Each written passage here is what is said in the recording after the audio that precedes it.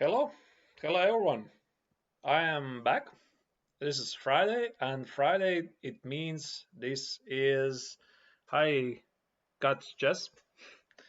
This is the time for my GM bootcamp. Hi Vishnu. I think you have been in my previous teams as well. I remember you. Right. This is relatively a new project. Every Friday, I'm doing educational streams, making important theoretical studies of endgames. I plan to expand further from here. I have actually designed the emotes, Vishnu. They should be available, but they are available, I think, pretty much for the subscribers. Yeah, I don't know about the rest of you. I mean, are there any other emotes? To be honest, I don't know. Yeah, I have some unique emotes there. But anyway, I mean, last Friday I did my very first boot camp, and I devoted the session for studying very important Rook endgames. Of course, I mean I did not cover all of them, but I believe it was a good start. And if you want to revisit what I was discussing last week, the video is still available in the archive. And today I've chosen a new topic. And the topic is going to be rooks versus bishops. So as a base, I'm going to use this wonderful book, which I was using last time. It is Dvoretsky's Endgame Manual. It should be visible but not accessible for viewers. Okay, I mean, I'll check it, Vishnu. I don't know. I mean, to be honest, I'm not that advanced right now, so I'm more focused on it appears. Okay. I'm more focused on making some good content, and I hope you like it. So again, today the topic is Rook endgames versus Bishop. Why exactly this topic? Because the last time, obviously, Rook endgames are extremely important, one of the most difficult endgames. I was thinking about making a material for Rook versus Knights. And there is a section about this. Yeah, I see you found my emote. There is a section about this in Dvoretsky's Endgame manual, but I figured out that there are quite few theoretical positions which you need to remember. But in the case of Rook versus Bishop, those positions are so much more. So this is why I decided, okay, I mean, this time I'm going to do this Rook versus Bishop's endgames, and after that, perhaps in one of the next sessions, I can try to do some of the other endgames, perhaps, I don't know, pawn endgames, the corresponding squares, and explain some of the basics. But okay, so today I've chosen rook versus bishops. Okay, let me go for the first example, and you'll understand what I'm talking about. Okay, here we go. Um, okay, for example, this one. So it's a rather important theoretical position. Troitsky endgame. You mean two knights and a pawn, right? I don't know it myself. So probably I would need to study it myself. I know the basic idea. I have not studied it. I've checked it a long time ago. So if I would be having it on the board, yeah, I probably would have hard time trying to reproduce the winning idea, which is obviously trying to pin the opponent's king in the corner and somehow checkmate with the two knights. But yeah, I mean, right now I do not know this. This is something which I do know quite well. And the rising endgame is going to be our first example in the uh, rook versus bishop endgames. It is rather theoretical, of very big importance. So white is obviously moving forward. The g pawn is moving to g7, g8. And the question is how to proceed here for white. Actually, yeah, before we start with this position, very quickly, I'll start with some basics because these basics are going to be very important. So let's scratch this one. I'll start with something very simple. So let's do this one. I'm gonna set up the position. Let's put something very simple. So let's start with rook versus bishop. So okay, I'm gonna have the bishop. Let's say I'm gonna be black and I have the rook. Right. Okay. something like this. It doesn't matter who is to move. And yeah, so obviously this position is easy draw. Yeah, so let's start with the very, very basics, and then we will move to that first example, which I was showing you. White is making easy draw. I mean, of course, you can stand in the center, but I figured out there is nothing easier by going into the correct corner. Yeah, yeah. Don't worry about it, Vishnu. I hope you can still stay and watch this. They're going to be quite important theoretical positions. Don't worry about it. This one is just like a warm up. So here white is making an easy draw by just going to the proper corner. I've seen a number of times in practical games when the players are sort of concerned, so they are sort of double checking if this is really a draw, if there is some kind of a perhaps zugzwang, some kind of a tricky idea. I mean, there is nothing. So you can safely go for this position as long as you know if the king is in the correct corner, you can safely cover it with a bishop. So for example, I don't know, something like king h6, bishop h7, there are no tricks. So that's your beginning knowledge. That's all you have to know. There are no tricks. There are no zugzwang ideas. This position is easy draw. So if black remains remaining on the last rank by pinning the bishop, he has no way to progress, right? So he has to retreat. Otherwise, it's a stalemate, something like this. We retreat here, check, here, here, here. I'll give you a check. There are no tricks. This is obviously, again, something very basic, but it's very important to start with this. Otherwise, you might be having some problems. So pretty much as soon as you get an endgame, rook versus bishop, and you are the weaker side, you have the bishop, you can just go straight to the correct corner. And that's it. I mean, just make an easy draw. The unfavorable corner would be this one. Let me start with it. So the wrong approach would be going to the wrong corner, something like this. I don't know how to set it properly. Okay, I'll try to do something like this. So this is the wrong corner. Black is easily winning because he has the opportunity to give up a tempo. This is not a stalemate, and white has to go to king a8, and black simply wins. So this is something very, very basic. And now let's go on to the first real theoretical position, which I uploaded in the beginning, but then I changed my mind that I still need to show you this particular position. And here we go again. So the first thing which we notice is the black king is in the wrong corner. And that's essentially very important, because if you do not notice this, there is just no other way to win this position for white. For example, I would try to play something like king h6. The idea is very simple. I want to either checkmate you on the last rank or play g7 and king g6. Black just plays bishop d2 check. You could try to stop this. You could try to take away this square. But the bishop is always going to find new squares, so it's not going to work for you. So here, basically the only important technique to win this position is you have to play g7 with a threat to play king g6, and if black takes on g7, you simply play king g6, and we immediately notice the black king is in the wrong corner. So again, he has no stalemate ideas, and this is essentially very important. So something like bishop f7, you just play bishop b8, black is forced to play king h8, you take the bishop and you win the game. Okay, so let's try to make it more complex.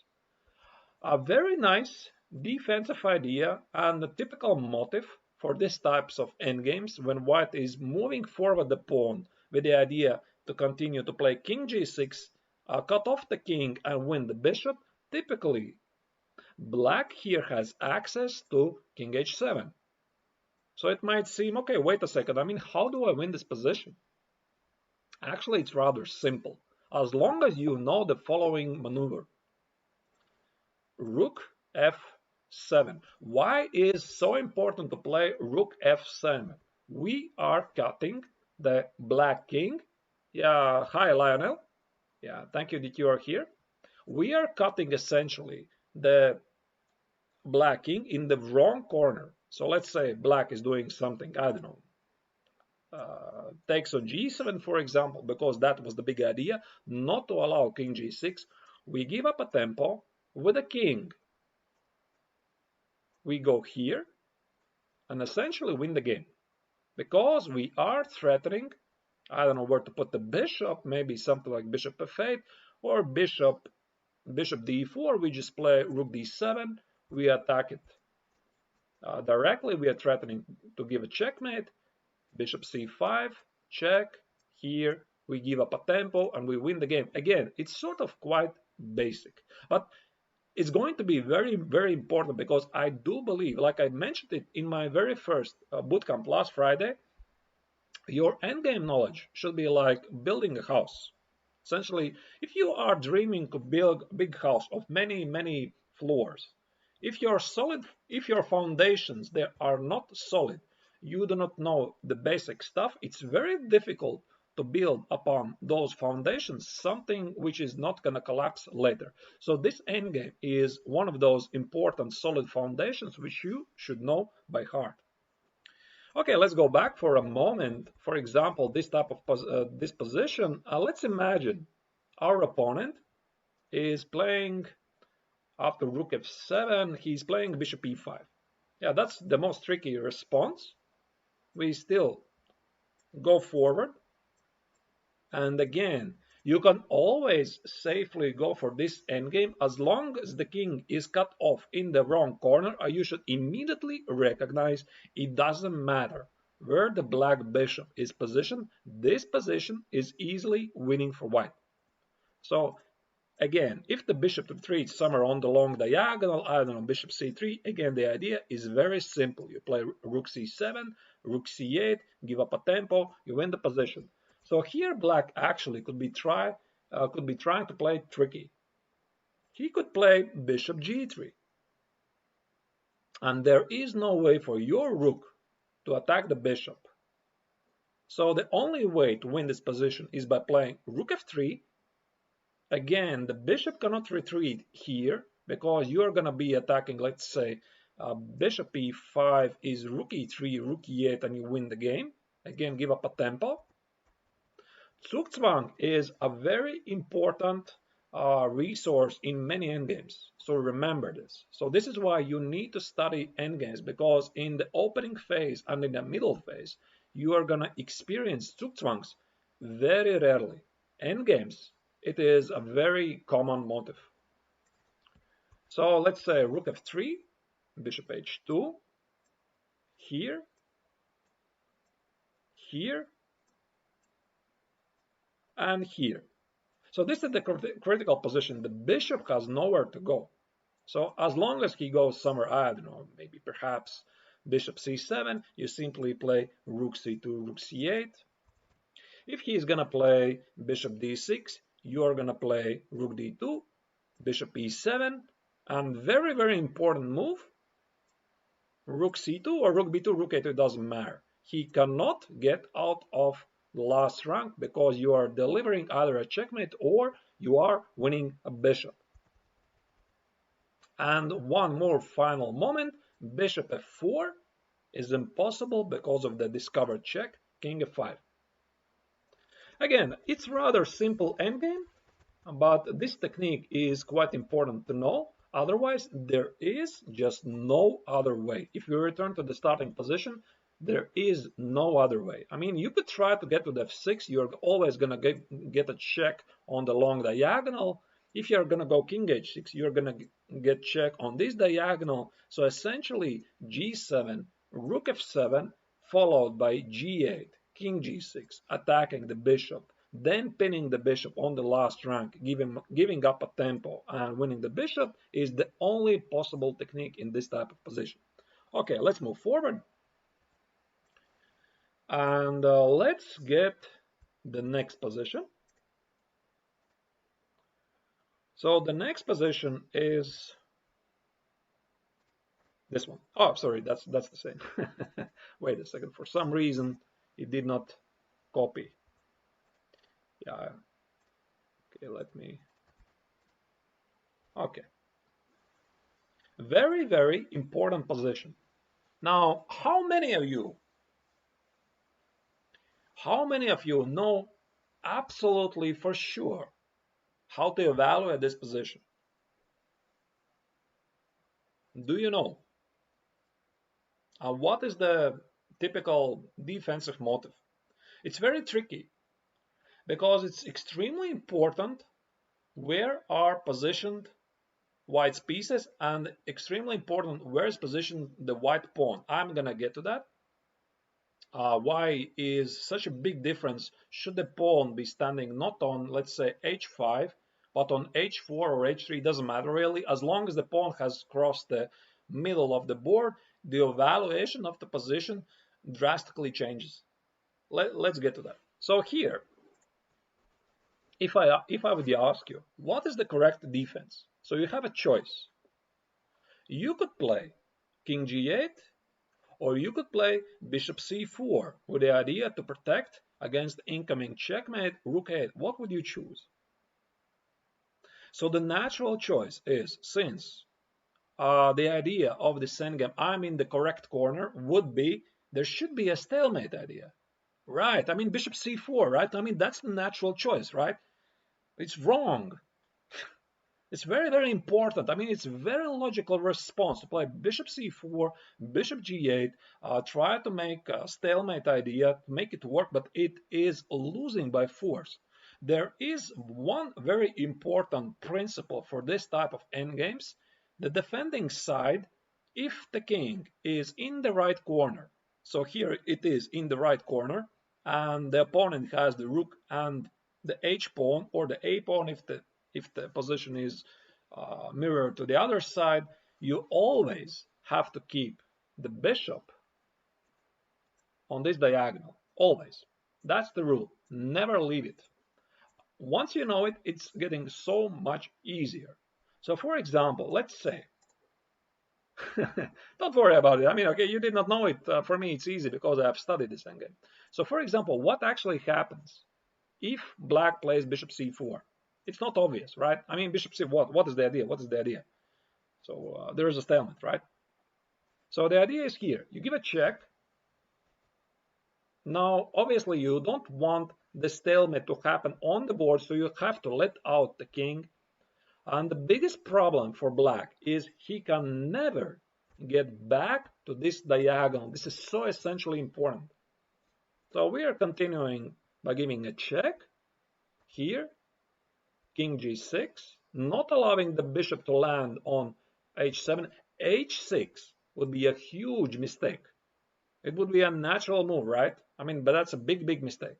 So king g6, we know we shouldn't allow the bishop to land on the b1 h7 diagonal, and bishop d5 or bishop c4, it doesn't matter where the bishop goes. And here is a very, very important technique.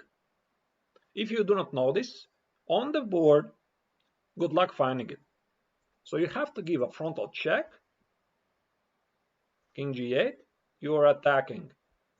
I'm sorry, you're not attacking, I apologize. I automatically say you're attacking the bishop, that's the wrong move. You are taking away this square, you are threatening with a checkmate.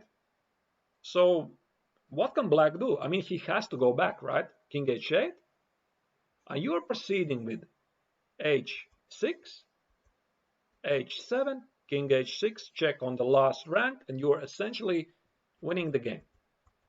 If at this moment black responds by playing king f8, you just play rook g7, proceeding by king f6, h6, h7, h8, and you just easily win the game. It's simple as that.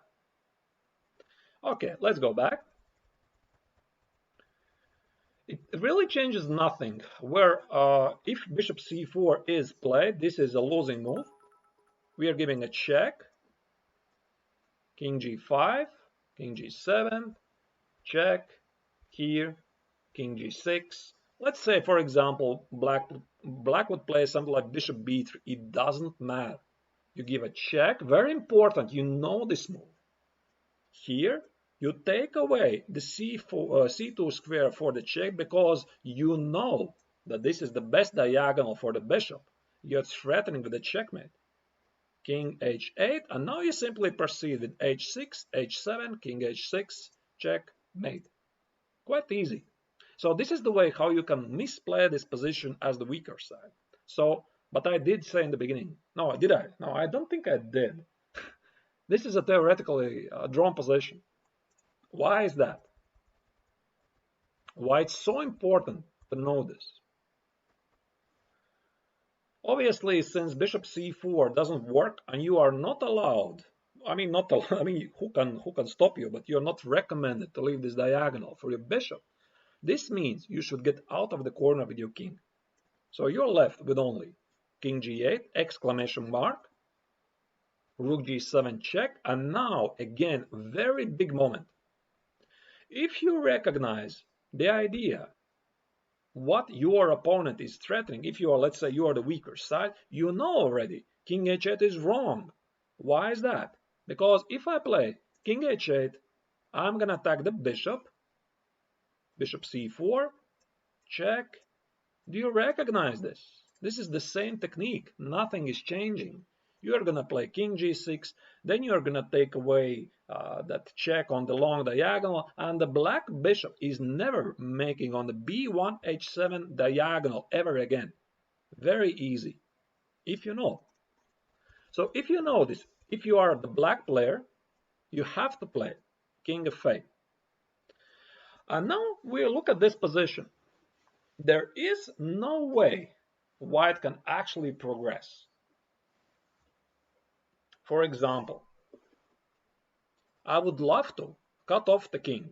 Let's say black is waiting and doing nothing, bishop c2.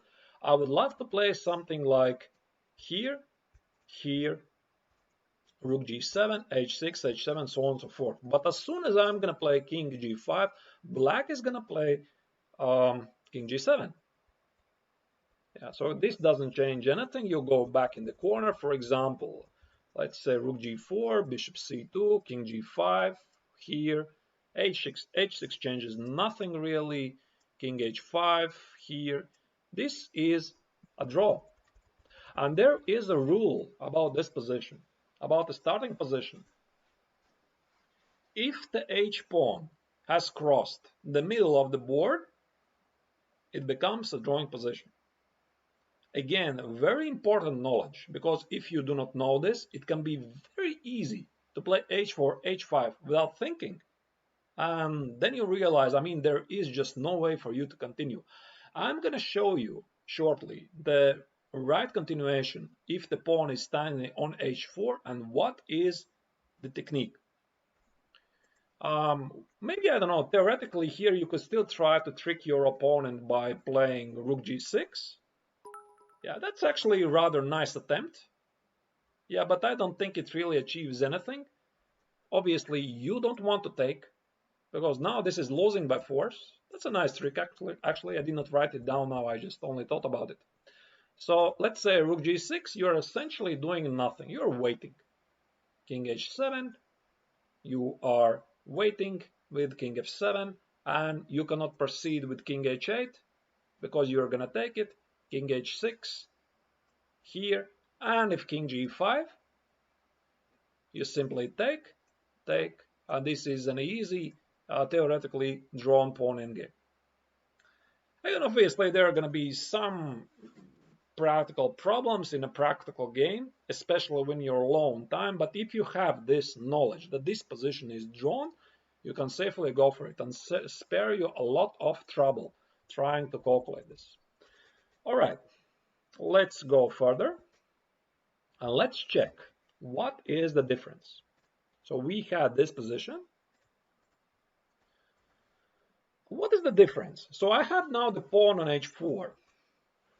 How often? Well, you know, well, I've had it in my practical games. I can tell you that for sure. I don't remember if you were here in my first boot camp, which was last week, but I told you a nice story that I once studied quite a nice, important theoretical endgame. And I was showing to my students how to properly play it out. Okay, you wasn't, okay. how to properly play it out. And then 1 week later, I was playing in European Team Chess Championships for the national team of Latvia, and in the decisive game, I needed to make my final GM norm. I get exactly the same position. I mean, I just studied a week ago.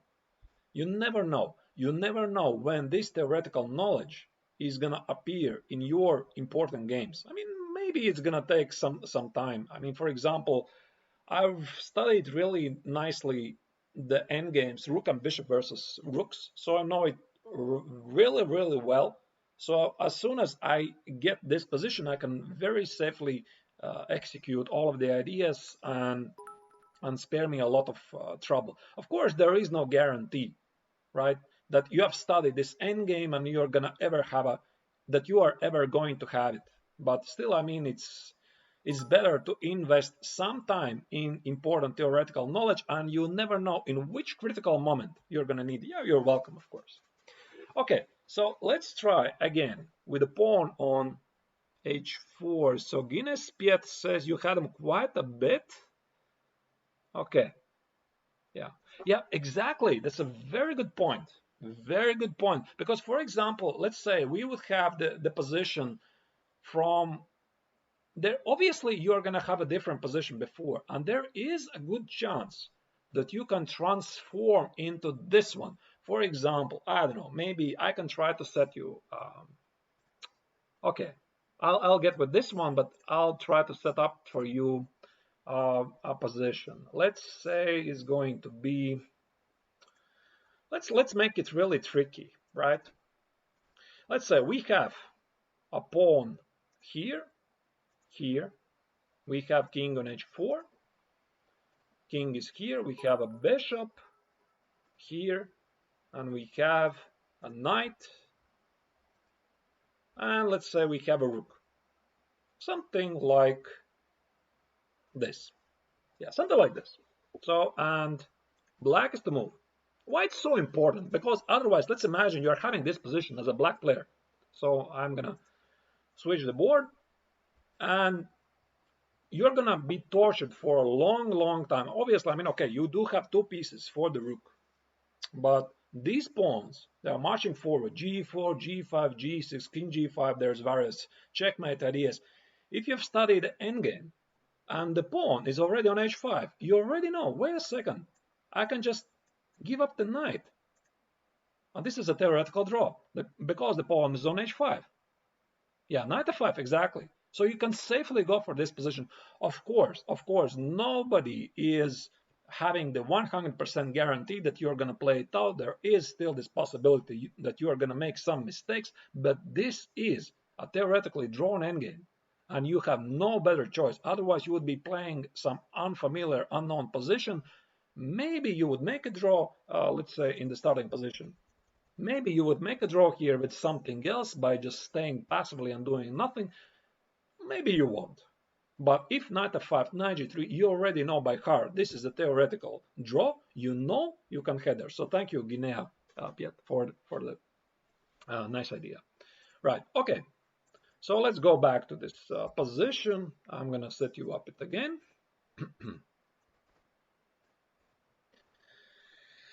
So here we have the pawn on h4. Again, we are trying to execute the same idea. Again, you remember, bishop d5 is bad. Why it is bad? Because, let's say, bishop d5, obviously there is no check. First, we have to take away this attacked pawn. So let's try to give a check. King g5, king g7, check, here, bishop b3. Very important frontal check.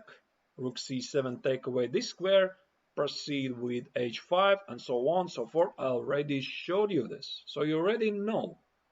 And here you can cross with the h pawn the middle of the board, because, like I explained before, this bishop will never make it to this diagonal if you're going to play it out correctly. Okay, so let's go back to this position. And after king h6, so let's say black plays it correctly and he plays king g8.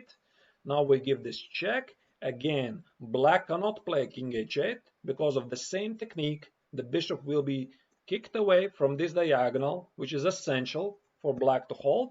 And now we have this position. Very, very important. With the pawn on h4, this is winning. With the pawn on h5, this is draw. So Rook g5 is the correct continuation, and here you finally will understand what is the difference. White is threatening to play king h5, king g4, cut off the king, and move forwards with the pawn. If the pawn would be standing on h5, obviously you cannot do this, right? I mean, it is not in your favor, so this means this would be a theoretically drawn endgame. Now this is winning. So let's try, for example, something like bishop d3. Now you want to escape, bishop e2. We are not allowing this, king g6, king g8. It might seem that black is okay, but you've already noticed the bishop has left the diagonal. Okay, hi, Mironius. So Yevgeny Miroshnichenko is with us. That's nice that you're watching. You had it. Wait a second, who had it? And then it was won easily. No. With pawn on h5, that's a draw. That I know for sure. Maybe both of them still misplayed this, right? Yeah, I'm showing this technique right now. I mean, it's from the Dvoretsky's endgame manual. I checked it, double, triple, quadruple checked it. Yeah, but okay, I mean, this means only at even at the highest level, even GMs make mistakes, even at a very, very high level. Yeah, Onishuk, yeah, okay, he's a very good GM. Yeah, from Ukraine. So if I had not studied this endgame, I mean, there's a very big likelihood that also I would be making the Onishuk against Kovchan. Yeah, okay. Of course you know it. I mean, I never had a doubt. Okay, and yeah, so here it's very important that bishop e2, king g6, king g8, this bishop has left a long diagonal, and now you're never going to let it to get back, and you're easily winning this position. If you recognize this, again, it's easy. So the best attempt for black, try to stop the king escape, is by playing king f7. Yeah, here instead of bishop d3 is king f7. And now naturally, of course, king h5 makes zero sense because black just continues bishop f3 and you have no access to king g6. Right. So here is very, very tricky actually. The most difficult moves here is rook g5, king f7, and rook g3. And essentially, this position has a Zugzwang motive. So right now you are threatening with king f4. The king cannot go here because there is a discovered check and the bishop will be hanging. I mean, okay, but obviously black needs to do something. For example, I don't know, maybe perhaps king f8, and now this loses immediately. So king g5, you cannot go here because of discovered check. Let's say bishop goes somewhere else. Now king f6, rook g5, pawn goes forward. So this is an easy win. So rook g5, rook g3, and let's say black is going to play bishop c2. Yeah, it's rather tricky. I mean, it took me a couple of times when I was doing this to understand the motive. After king h5, black is in a Zugzwang. He has no moves. So for example, let's say he tries to do something like bishop e4. Now we already know the idea. It's Mark Dvoretsky's Endgame Manual. Really great book. I definitely suggest to buy it. Yeah, it's loaded with a lot of important theoretical positions. I use this as a base. I had a couple of experiences I'm going to tell you myself, also from my own games. So we are going to get to that. And so today's topic is Rook versus Bishop. Why I chose this topic? Because there are quite many important theoretical positions. I was thinking about Rook versus Knight, but there are not so many really. I mean, it's more about every single particular position. Yeah, definitely. I totally recommend you to do this. Right. And here bishop e4 is easily winning king g5. Again, the king cannot go here because of king f4. That's a discovered check. That's an easy win, right? So what else is here after king h5? So for example, now that I look at this, I'm thinking about, yeah, so bishop b1 or bishop h7. So let's say bishop b1. And now you play rook g5. You want again to escape, and there is no check on the e1. The same applies for bishop h7, rook g5, and the king escapes, and the pawn is marching forward, and this is easily winning position. You have cut off the king. So it's very, very tricky. Again, let's go back to this. Rook g7, here, rook g5, we are threatening king h5, king g4, or king g6, depending how black is continuing. So he has to play king f7 to take away this square. Now we play the most difficult move, rook g3. Yeah, king f6. Here, king f6, I believe, is rook g4. That's a good question. Yeah, rook g4, and the threat is to cut off the king for one more line. So something like bishop f5, you just play rook f4, you can already sacrifice the exchange, and the pawn is marching towards the queen. So let's check it again. What else is here? Rook g5, king f7, rook g3, yeah, bishop c2, and again the second most difficult move is king h5. And it's not obvious. It's not obvious that this is a Zugzwang, because if black would be waiting, he would be saving this position. Let's say if I would be the black player, I would just, okay, just make a move. But you cannot do this. You cannot say this. And let's say I still give a check here, bishop d1. I play king g5. Now the king gets back to the corner, but we cannot get back to this diagonal. Again, bishop c2. Wait a second. So bishop c2, king h5.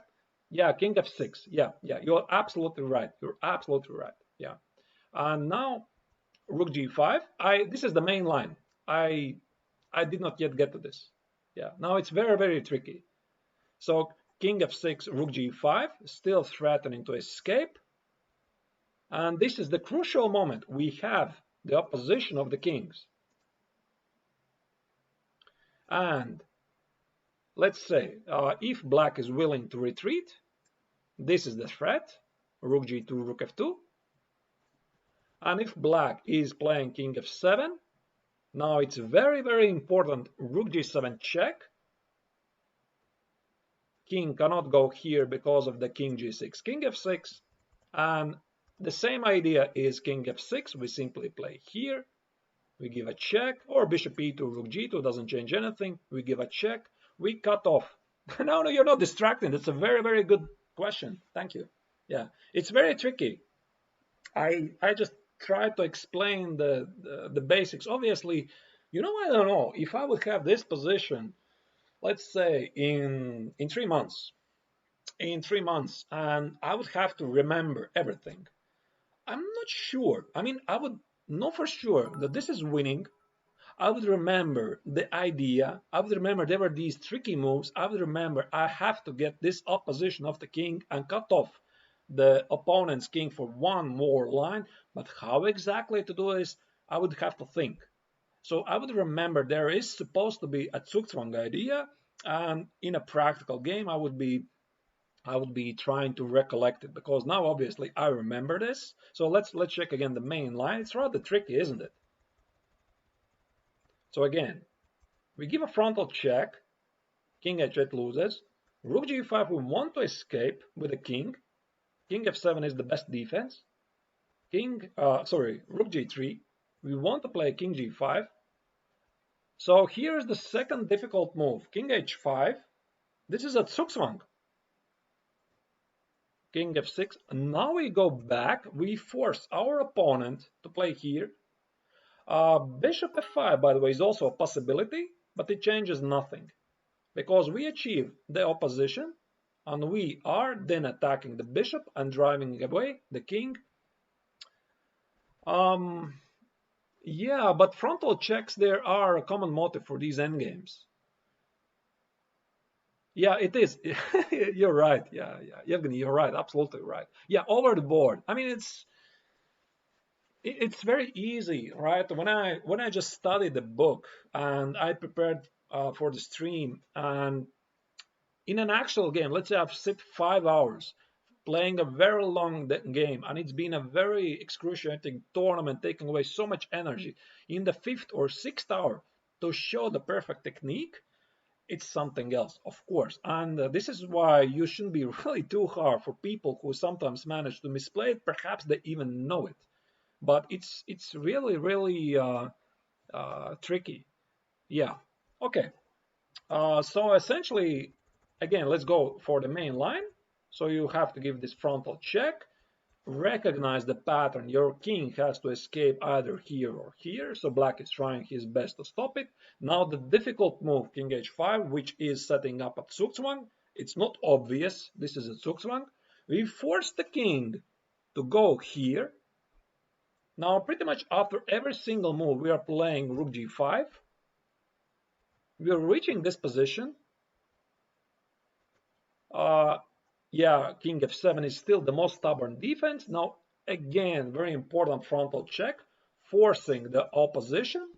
And now we attack the bishop and draw away the king. Right. Yeah, it's difficult, but you know, guys, I mean, there's nothing better. So the other real alternative for you here is just offer a draw. Yeah, and obviously, if you know this is a theoretically winning position, this is something which you don't want to do. Uh, king f8 of what do you mean? Where instead of the king f6? You mean here, right? Yeah, king f8, you just play king g6. So again, it's very important where the bishop is positioned. So here, ideally, let's go back to a couple of critical positions. In this position, if the bishop would be standing here, we took so much time trying to lure the bishop on d1 so that we can give this check. If the bishop would be standing on this diagonal, this check would be useless. Black would just play king f8. I cannot get here. So we took some time to lure the black bishop on d1. Now he has to guard the g6 square, and this is why we cut off the king. Okay, right. I mean, guys, you can definitely, you can replay this technique afterwards. I mean, I do not expect you're gonna get it right from the first try. It took me really some time to grasp it, because I was going through the Dvoretsky-Zenin manual and trying to understand it. I mean, I knew the idea, obviously. I knew the idea to play rook g5, king h5, but those exact moves, king h5, rook g5, then king h6, rook g7, very, very tricky. But if you know at least the basics, it's a great start that you can manage to win this position. Okay, let's move forward for the next position. And now there is a very important theoretical trick. This position. If Yevgeny is still watching us, he is probably, aha, aha, this one, right? Right. Very, very important exception of the position. Yeah, Zugzwang is obviously a big motive. So this is why, honestly, I recommend studying endgames, because you are not going to experience this in any other parts of the game. Very rarely in middle games, but in openings, absolutely not. Yeah. So here, this is the only exception. Let's try to put this from the white's perspective, perhaps. No, it's already from the white's perspective, right? This is an exception draw. There have been some tragic comedies when quite strong GMs have fallen into this. And the draw is achieved by this attempt, bishop d5 check, here, and the most beautiful move, bishop g2. It's amazing. It's amazing. I mean, black is in a zugzwang. Unbelievable. So he cannot take. This is a stalemate. Yeah. So he has to retreat. If he goes with the king, it's again a check, right? And this is an easy draw. Again, do not take with the bishop, obviously. We just take it here. Here there is no checkmate because we give a check. We can safely retreat to the corner because we have the basic knowledge. The king is in the right corner. There are no tricks. Right. Okay.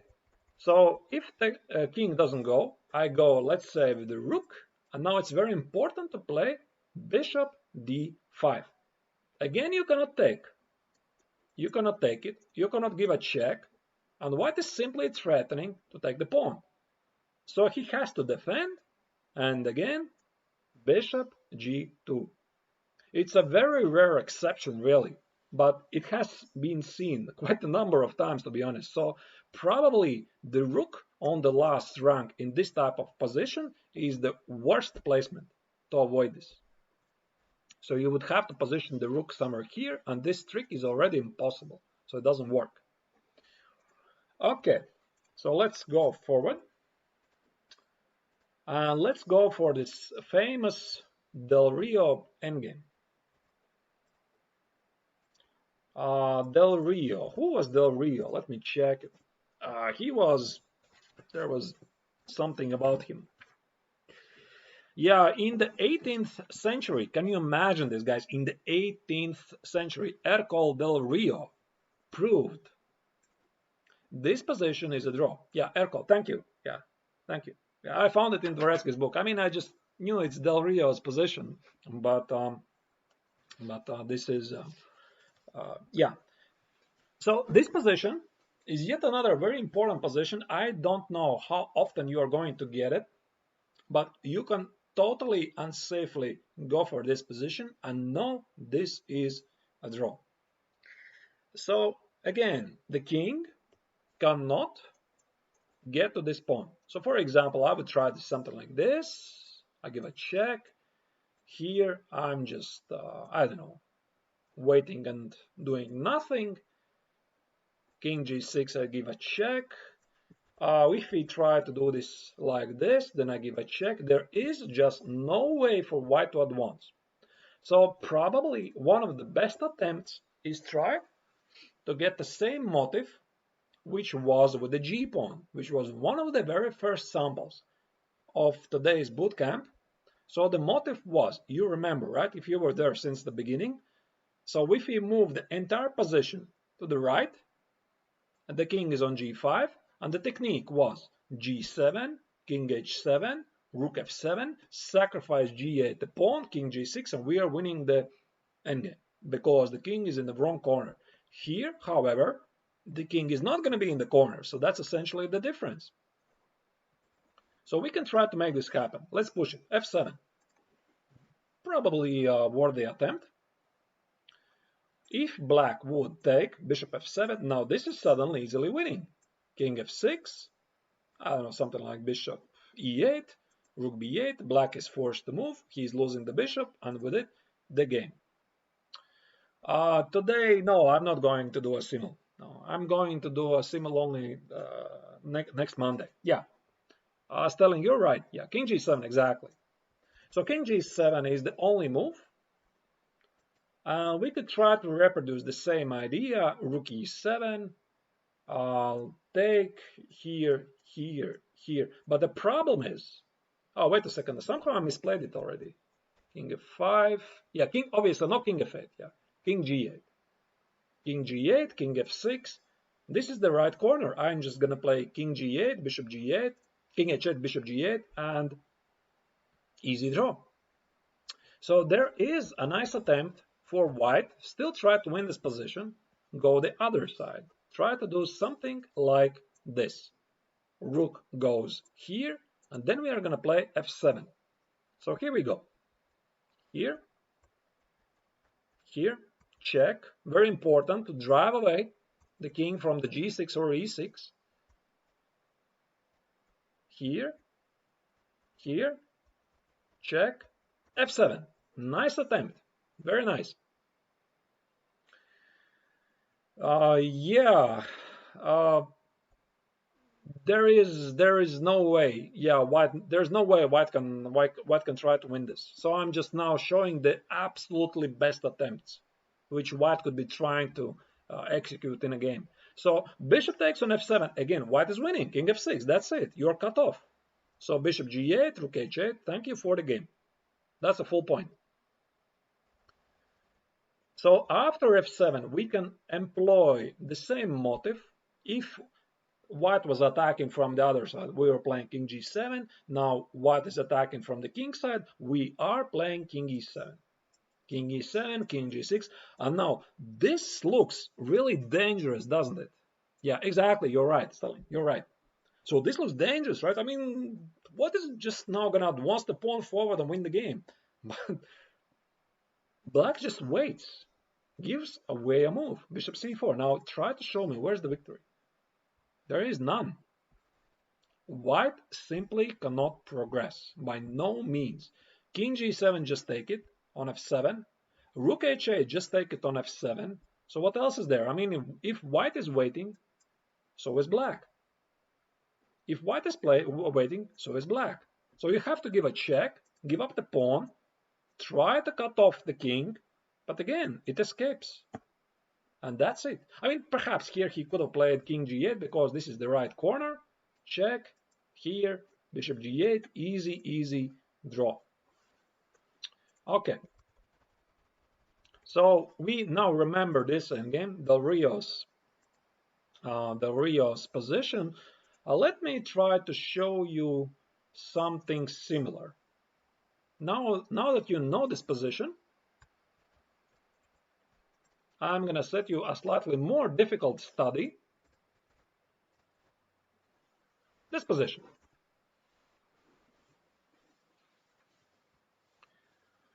So it has some resemblance actually, because the stronger side has the f pawn. It is still on f4. And here the correct technique, by trying to make a draw, is to recognize some of the positions. First, we recognize that bishop e1 is losing by force because our king is cut off. So we recognize this if we are the weaker side. We don't have to guess it. We have some basic knowledge, some very solid foundations of the endgames. So again, after f3, g3 doesn't save you because black simply transforms to an easily winning pawn endgame. Very important. So bishop e1 is impossible. King g1 is more difficult. Yeah, king g1 is also losing. The technique is really not easy. Mostly it's again trying to win some time by giving up a tempo. So black is forcing white to get into a zugzwang. Rook c1 give up a move. So white is supposed to wait, not to wait, but make a move. Now there's an incoming threat, f4, f3. King h1, and now the problem arises from the other side, and black wins. Okay, I mean, this is obviously still more complex than this, right? But I just wanted to show you at least the technique. It's not really that relevant. This endgame should be credited to, I'm not sure what his first name, Barca, is. The last name presumably a Hungarian composer. I mean, I do not know.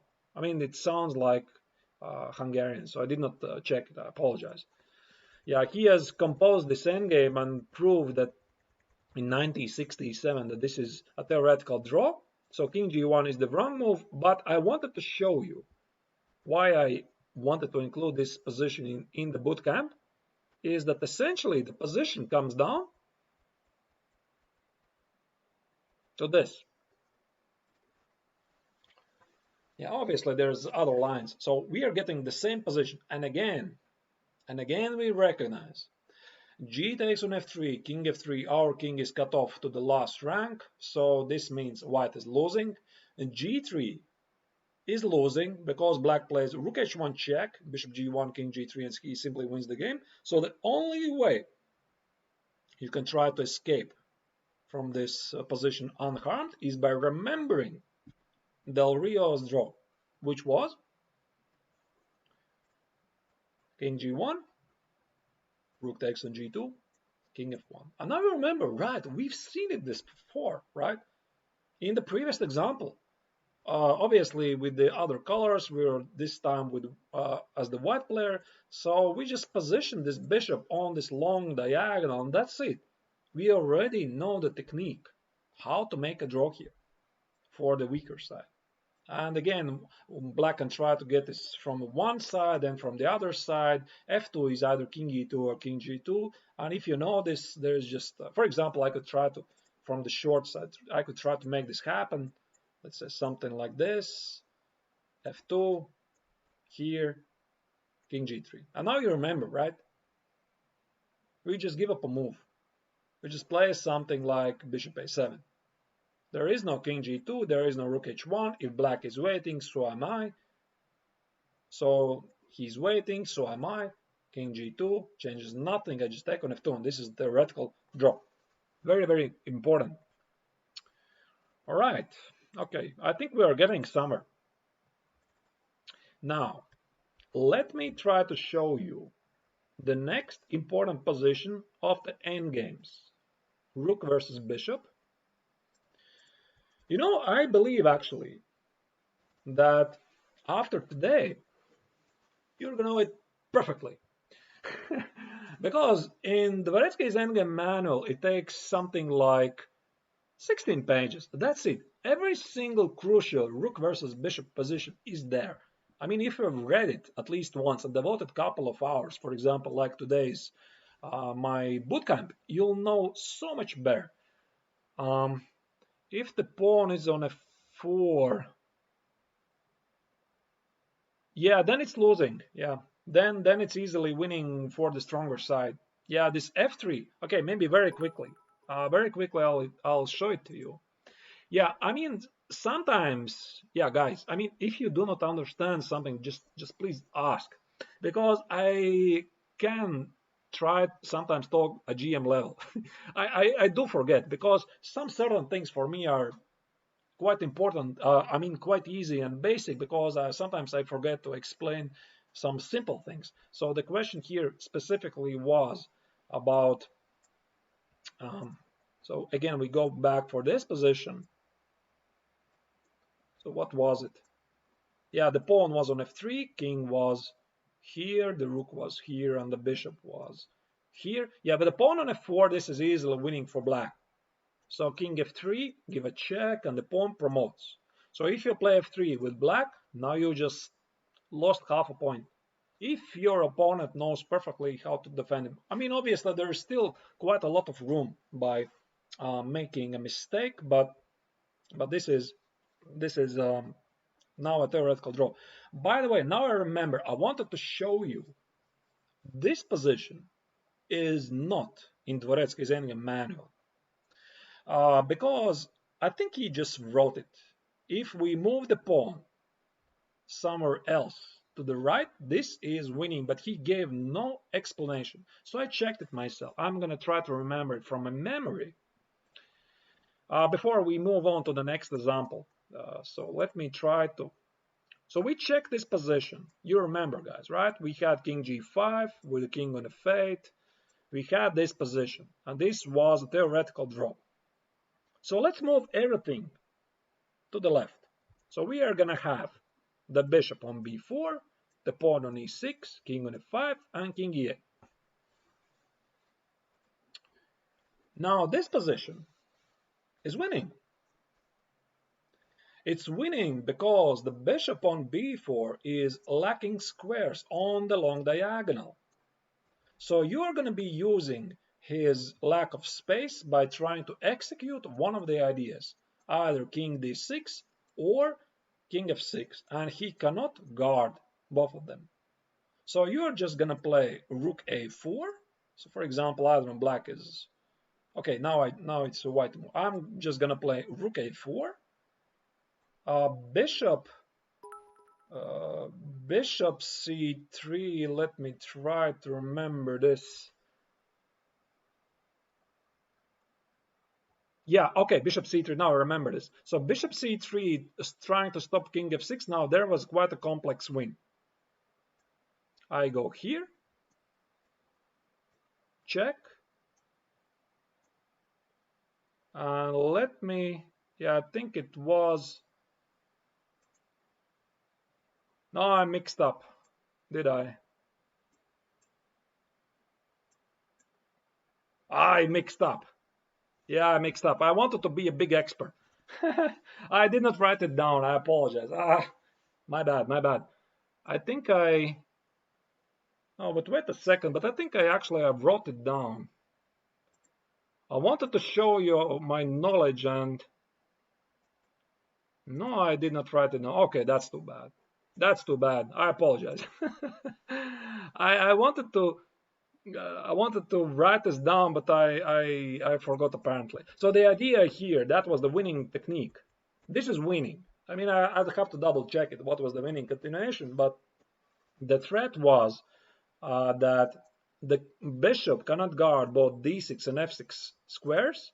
So after bishop c3, I just remember the idea that I was supposed to give a check, and there, for some reason, I should manage to play e7, rook a3, and rook e3, and that was winning. Yeah, guys, but I forgot to write it down. Yeah, I just got the knowledge. This is winning. What are you saying? The bishop race, rook c2, bishop b2. Maybe it's like that. Let me check what you're saying. But there was a different technique which I found out. So rook c4, here bishop b2, here bishop. Yeah, but bishop a3 and king e5, maybe something like that. You know, to be honest, I don't remember it. Yeah, my shame. I should have checked it. I had written it down, but I forgot to include it. But this is winning. So there was some weird technique.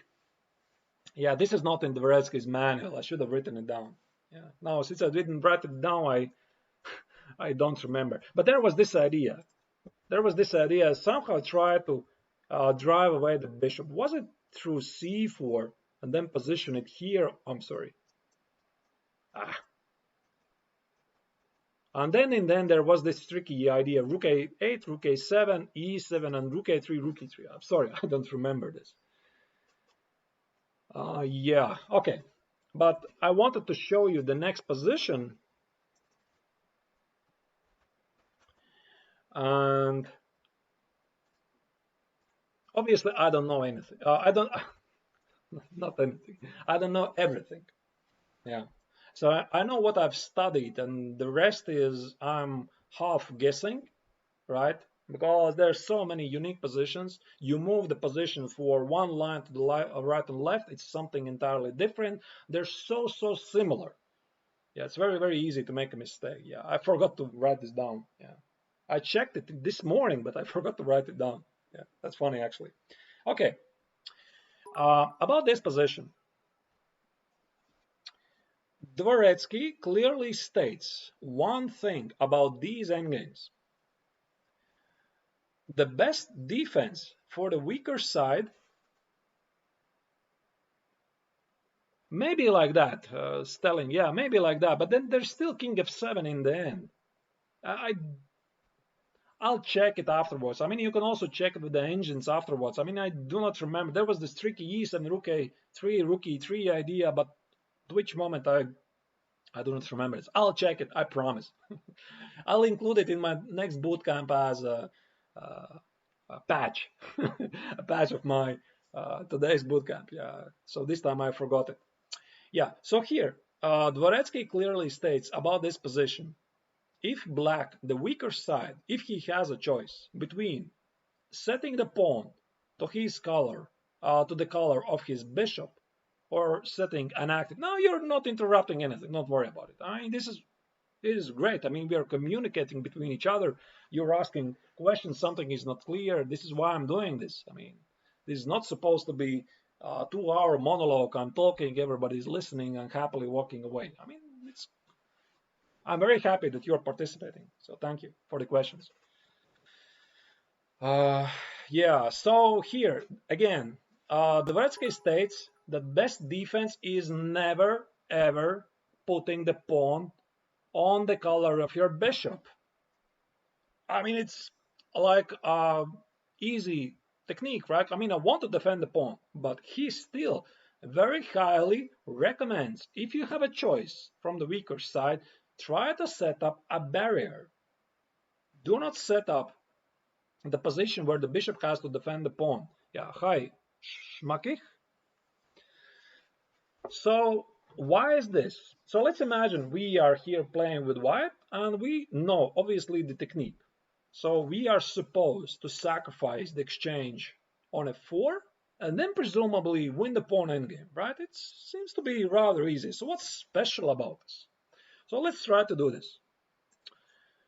I'm attacking the pawn. I'm attacking the pawn. I don't know, maybe king g6. I'm taking it here.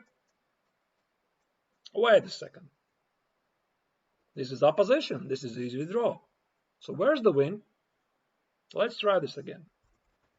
It doesn't work like that. Okay, let's try to give a check here. Okay. And now let's try to go here. Okay. Let's try to go here. Take. Take. Again a draw. How can we improve our position? How can we get real chances to win this position? So it's very crucial. The idea obviously still remains to sacrifice the exchange on f4 and go for the pawn endgame, but you have to kick the king either to one side and the other, and only then you sacrifice on f4 so that he cannot build an opposition. It doesn't matter really the queen side or duck's paradise. Yeah, either the king side or queen side, it doesn't matter. You just have to force it away from the direct position of the pawn. So let's check it, how white can actually do this. So we are still threatening some checkmate ideas.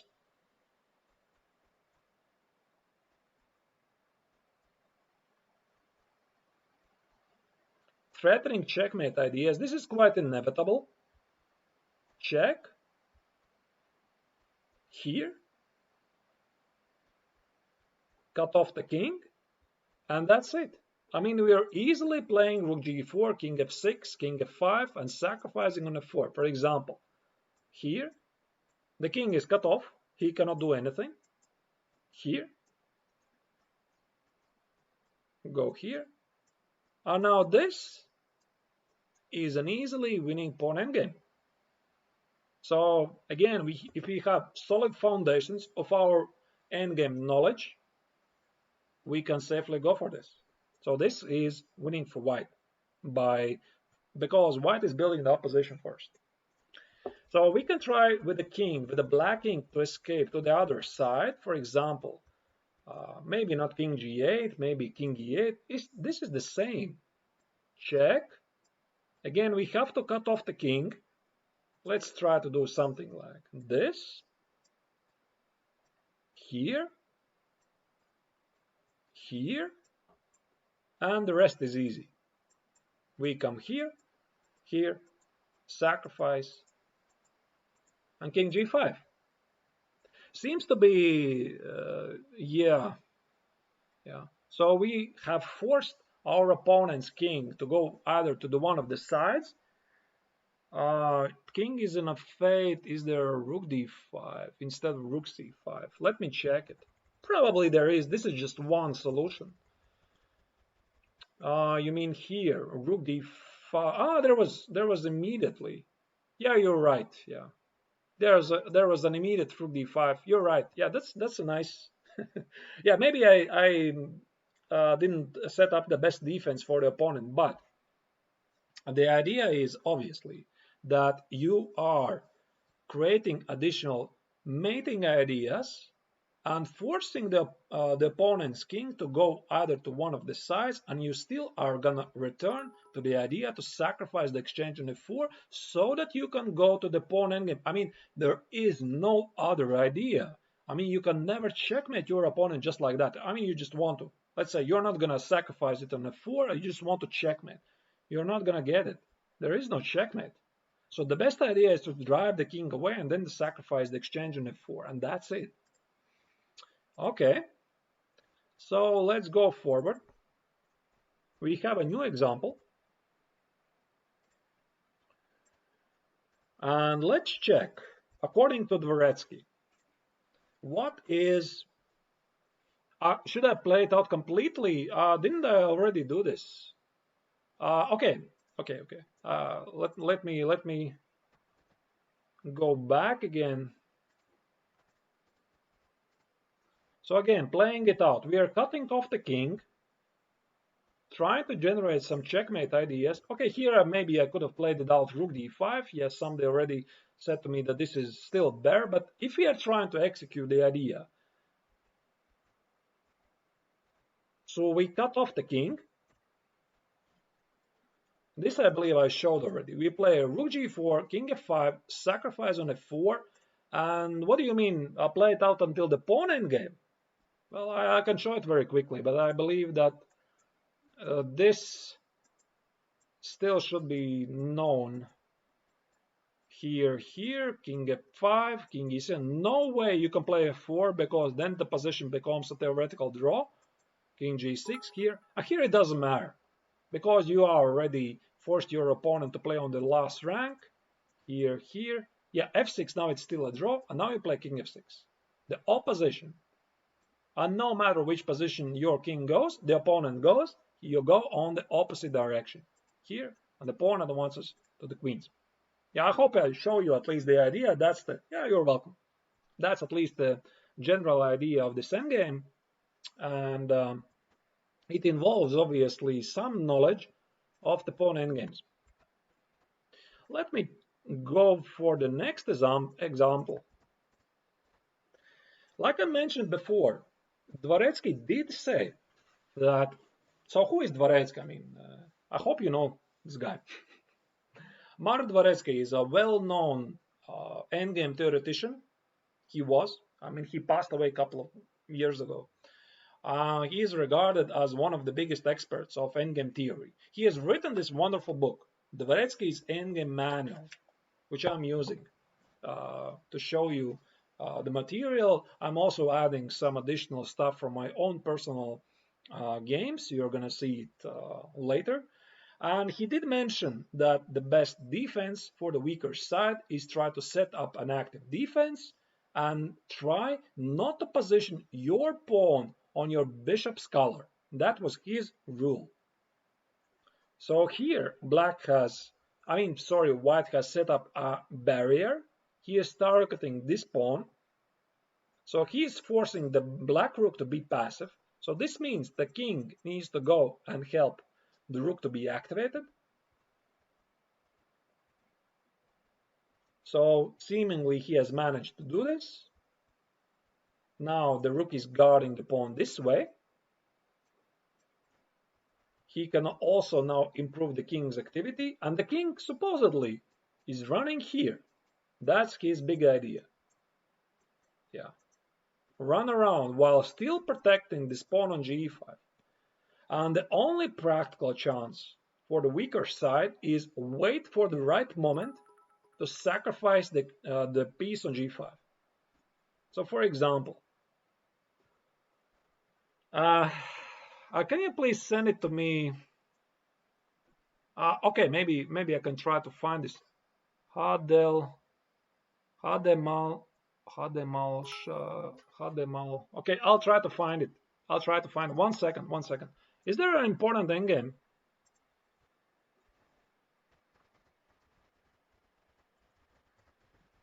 Let me try to find it. No, wait a second. I had them. Okay, let me try to find it again. I think I misspelled it. Probably I wrote the last name not correctly. Hademal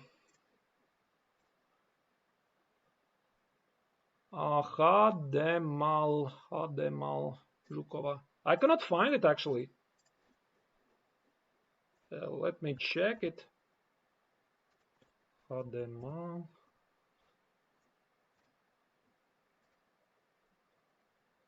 No, I cannot find it. I don't know. I mean, for some reason.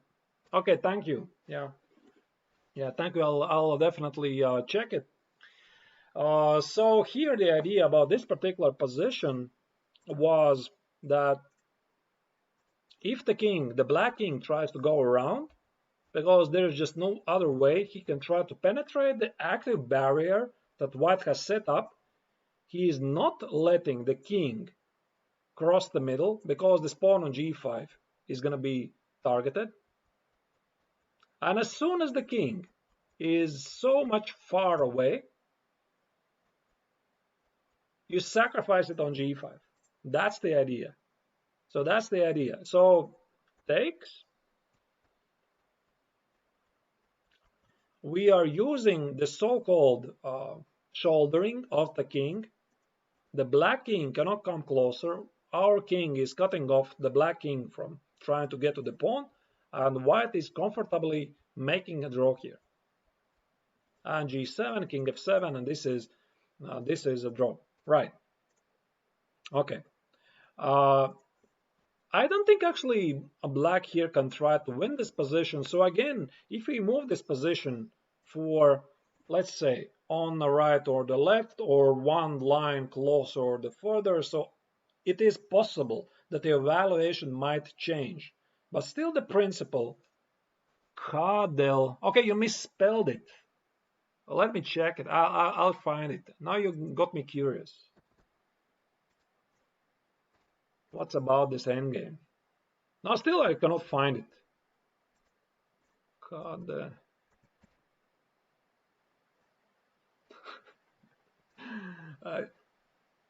God.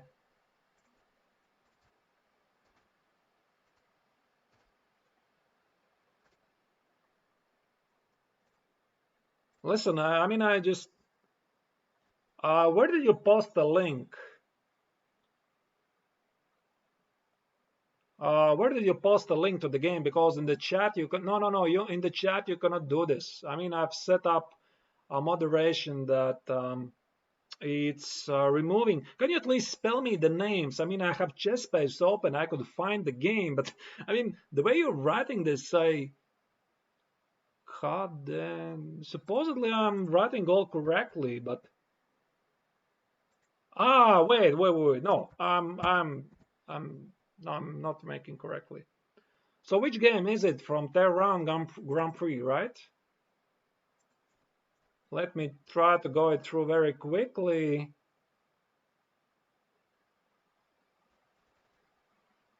Okay, I'll just copy paste it here and try to understand what is the question.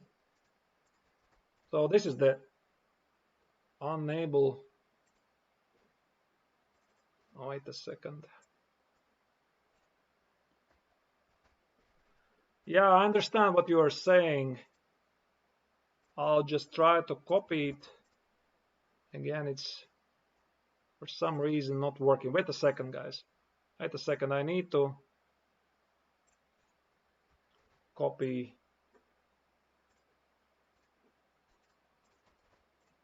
Yeah, because it didn't allow for me to copy the entire analysis. Yeah, now I got it. Yeah, now I got it, and this is the endgame, right? Yeah, okay. I found it. Thank you. So what is the question in general? Is this a drawn endgame or what? Okay, I don't know what was going on here, so very quickly I browse through. Aha. well, what can I say to you? I mean, Dvoretsky gave no promises. He just said that this is the best defense. You have to try to build a barrier, right? I mean, nobody is giving you guarantees. White resigned. Let me check it. Yeah, let me check it until then. So I'm looking at this particular position, and he was saying, yeah, the final position. Okay, I'm gonna get it. He was saying that you have to position the pawn on the. You have to fix your. No, I mean you don't have to fix the pawn, but you have to try to avoid to get your pawn fixed in the color of your bishop. That was his rule, but he still was not giving like any promises. This is still a draw because there might be some chances that you're going to lose this. And Okay, and she resigned. Okay, so this is what you're referring about. Uh-huh. This actually, it looks like a draw because I cannot really see how to penetrate. All of these squares are guarded. I mean, the bishop is guarding the weakness on e4. The king is taking care of these squares. Yeah, that's actually quite nice. Yeah, Yevgeny, thank you. Yeah, rook b2.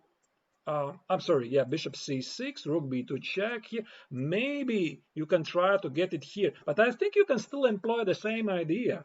You're gonna sacrifice the bishop for the pawn. I mean, maybe it's not even necessary. Maybe you can still try to build an active barrier. Which motif are you referring to? I'm not familiar with this. I actually, I've seen it from one particular game, I believe. Maybe I'm mixing up because there was this 2016. Bishop G2, Bishop H1. Was it the game Alexei Goganov against Igor Kovalenko? Wasn't it like that? Wait a second. I mean, I do remember they were playing the last game of the European Individual Chess Championship. Which year was it? 16 maybe, when Kovalenko won a drawn endgame, and he is I mean, obviously Yevgeny, you know him. He's from Ukraine original, now playing for Team Latvia. Yeah, now I remember. Yeah, Bishop G2, Bishop H1. I would have to also to find the game. But okay, now I won't do this. But here, I think the idea you were referring to at some point, Bishop G2 and Bishop H1. Was it like this? Yeah, Bishop H1 immediately.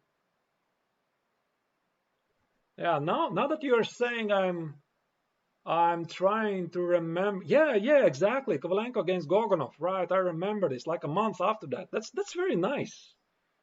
And he won the game and became European vice champion. But what was the point here? I mean, Bishop C6 for some reason was it losing? Check here, but I do not remember why exactly it was losing. Yeah, I mean, you caught me there. I mean, I do not know this. Yeah, I remember this idea of Bishop G2, Bishop H1. That was the only defense. But which particular position? Very quickly I'll try to find this in the chess base. Now you got me very curious. Let me try to find it. Goganov against Kovalenko. So let me try to find the game. Okay, there it is.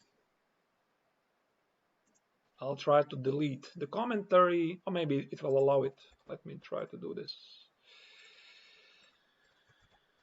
Okay, and let's go back to the final position about, okay. I think I found it actually. So it was a very long game. So white sacrificed the exchange here. He was trying to build up a defense according to Dvoretsky. And where was this defense of bishop?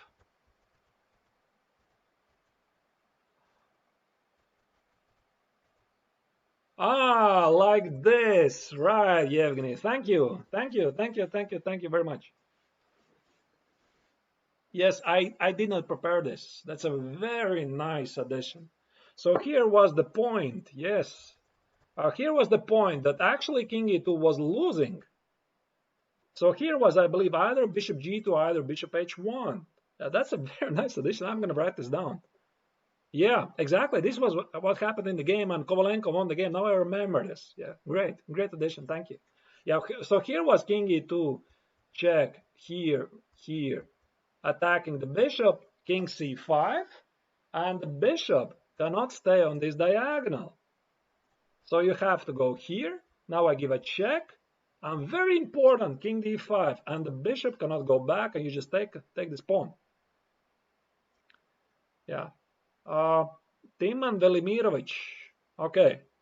There might be also different samples like this, yeah, but that's definitely a great addition. I mean, I'll update my my database. Yeah, you have to keep the bishop on G2 and H1. Let's go back again. That's very nice. Yeah, so here the point was that king e2 unexpectedly loses. You have to keep the bishop on g2 or h1. Maybe on g2 is more human actually. Yeah, so bishop g2, give a check here, here. Now bishop h3 is losing because I give a check and play king e4. This pawn is lost. There is no del Rio position as long as you're not putting the pawn on f3 without being forced. So here, if black is trying to give up a tempo, then it's bishop h1. Great. That's a great addition. I did not expect to include this in my bootcamp, but yeah, I'll definitely I'll update this. I believe actually this position should appear in Dvoretsky's Endgame manual. I mean, I don't know. I mean, I have the 4th edition. Maybe it's included already in the next one. So this book was released in which year? 2014. And they played, in which year was it? I still didn't check it. 16 was it? Yeah, bishop g2, bishop h1. Yeah, it's a fantastic idea. Yeah, thank you for the for the heads up. And in that position, in the previous position which you referred, White actually resigned in that position because he thought this is a losing position. That's quite funny actually. Let me go back to this position again. Where was this? Yeah. So let me go back again to this position. And here, right? Rook h3 and White resigned. Yeah, again, guys, Dvoretsky's Endgame manual. That's the Bible, at least for me, for endgame study. And here, let's say king f2, rook b3. And now we probably remember, right, where to position the bishop. It should be standing here because we cannot position it here. How it should be, like this, here, and king c5, as we saw from the game Gogunov against Kovalenko. Okay, so this is how you knew this. Okay. I would gladly read this. Yeah, can you maybe send me afterwards the link? You cannot do this in the chat. Yeah, in the chat, all of the links are disabled automatically. So you can send me afterwards, and I can try to show this perhaps in the next one. It's not online. Okay. Yeah. But there, I mean, you analyze those endgames, right? With bishop g2 and bishop h1. Okay. I see. That's great. Okay. So we have to move forward. So these are obviously very, very crucial positions, and I got completely forgotten about this one. I've forgotten a check. Where did I forgot a check? I'm sorry. Where are you referring to? The king has to be on f3. So here, okay, yeah. So here, not here, but like this. Yeah, check. We are fighting for this square. You're absolutely right. Yeah, check. Here, now we are targeting the bishop. Here, targeting the bishop, taking away these squares. Now king c5. White bishop has no squares on this diagonal. He's forced away, and now we give a check here, and king d5. Yeah, that's really great. Yeah, king has to be on f3. Otherwise, obviously, the bishop retreats to the g2 on h1. Yeah. Okay, so let's go forward. I already showed you the couple of barrier positions. Let me try to show you the next example. And the next one is going to be this one. Again, it comes directly from Dvoretsky's Endgame manual, and nobody is obviously giving you guarantees you're gonna save this position, but if you remember the principle that we should never try to put the pawn, if you are the weaker side, on the color of our bishop. So this means g4, g5, g4 check, most likely is losing. Yeah, it's black to move. Yeah, it's black to move. Otherwise, it's just g4, rook h6. This is not a checkmate into puzzle for you. So it's definitely black to move. So you have a choice. You have a choice between g4 check for black or do something else. I mean, white is threatening g3, g4, and rook h6 checkmate. So we remember this principle. We try to avoid the pawns putting on the color of our bishop, and we are setting up an active barrier. So what happens here? We give up this pawn because it's going to fall anyway. We're setting up an active defense. Check, check here. Now the best attempt for white try to get to win this position is either try to force black to play g5, g4, then we are gonna return to this idea to sacrifice the exchange for a pawn on g4 and try to force our opponent to go into a winning pawn endgame. Since black is not gonna do this, white's plan is try to position the rook on the fourth rank, run with the king around somehow. Maybe that's not the most direct attempt, but that's at least the idea, and try to take this pawn. So here we go. Here we go. Here we go. So the king is running around. King is running around. And finally, rook c5 seems mission accomplished, right? King g4. And as it happens, this position is still a draw because black is threatening to play bishop g4 and this pawn is falling. And we are reaching an easy, theoretically drawn position, rook versus bishop. So for example, I don't know, king e5, here, here. This particular position, black actually misplayed it, and it happened to be Dvoretsky himself. Yeah, but okay. Also, the great players can sometimes make the mistakes. And perhaps the other attempt, more tricky, here would be transposing to the game Romanovsky against Rabinovich, which is, I believe, something like 1922. I think so, at least. A long, long time ago. I mean, guys, you have to give them so much credit because they discovered this pre-computer era 100 years ago, and they did not have access to any Dvoretsky's books. They did not have access to any studies. They did not read any 64 material. So it's really, really maybe made them to write the book. Yeah. So he was playing with black and he lost a theoretically drawn endgame by making a grave blunder. So I'm not going into the details, but it doesn't matter. He was showing really nice technique before. And here, white could be trying to get tricky. For example, after bishop d7, he could play actually, instead of the rook c5, rook d4, bishop c8, which directly transposes to Romanovsky against Rabinovich game not more, but about 100 years ago. And essentially the idea remains the same. White keeps the pawn for the time being, but still, this is inevitable maneuver and white loses the pawn and makes the draw. So it's rather nice. Okay, what else is there? Okay, and now comes the very important part. Like not everything else before was so important. Right. Now comes a very important theoretical position. And there's a very interesting backstory to this.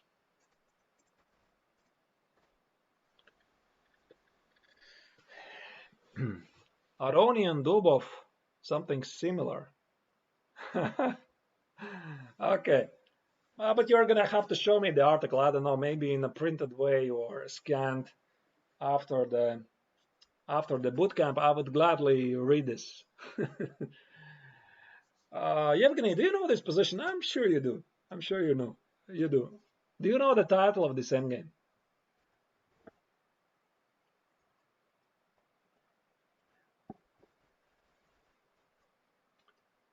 You're referring to previous position. Okay.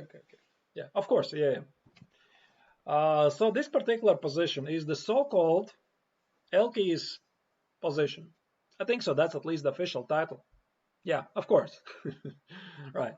So this is quite a nice theoretical position, and well, I can only refer to what Dvoretsky writes in the book, and he says, "You don't remember? I remember the idea. I just remember the idea. But you know what? I was funny actually to have to being tested against me in a practical game, but I'm gonna get to that. This is called LK's, yeah, LK's Endgame, exactly. And a long time it was believed, I think it was Paul Keres who first said that this is a theoretical draw. Why it should be a draw? Because if the king goes here, he gets a check. And if the king goes through g4, f5, f6, he gets presumably check from the long diagonal. And it was believed, yeah, something like 50 years ago, this is a theoretical draw. Yeah, g6 with the bishop on f8, exactly. Yeah, there are some moments if black is not accurate and he rushes with, so for example, I don't know, I give up a tempo.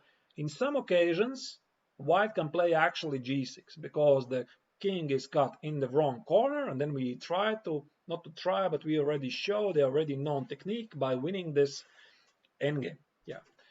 And like I said, Keres believed that this was theoretical draw until, which year was it? 1993. I think so. I don't remember exact year. I think it was something like 1990s. Yeah, it looks impossible, right? I mean, they believe this is a theoretical draw. And everybody believed, and everybody is referring to Keres. I mean, he said it's a draw, then it's a draw. Until, I think it was 1993, when Elki's Israeli composer, he found a win for white. And the victory here, how white manages to win it, I'll explain you at least the idea. I'm not saying I'll always manage to do this myself over the board. Yeah. So the idea is try to position the king on g4, limit this bishop position, and at the right time, either positioning the rook either on d5 or b5, try to execute one of the ideas. Either king g4 from the g4, either king f5, king f6, either king h5, king h6. And rook dominates the bishop. That's at least the generally, that's what I remember. So I'll show you at least the main lines, some of the lines, so you'll understand better. I'm not saying I would remember everything from this endgame. So here the king goes to g4, king f5. We are trying to dominate the bishop. Taking away many important squares. And inevitably the king goes to f6 and either delivers a checkmate or it goes to king g4, king h5, king f6. It's very complex. Yeah, Keres is wrong, okay. It's completely normal because obviously he could not have known everything. So he was assuming this is a draw, and at the time people really thought so. And somebody studied this particular position in earnest and found out that Keres was wrong. Yeah. So that's how it is. So sometimes the positions, they do get re-evaluated after some time. Yeah, and somebody says it's a draw after 50 years. Somebody discovers no. This is like still a theoretically winning position. So that's at least the idea. And what I would like to show you here is also this trick that black could actually try to play at some point h6. And the most important position, no, I'm pretty sure they didn't have any table bases, not let alone any computers.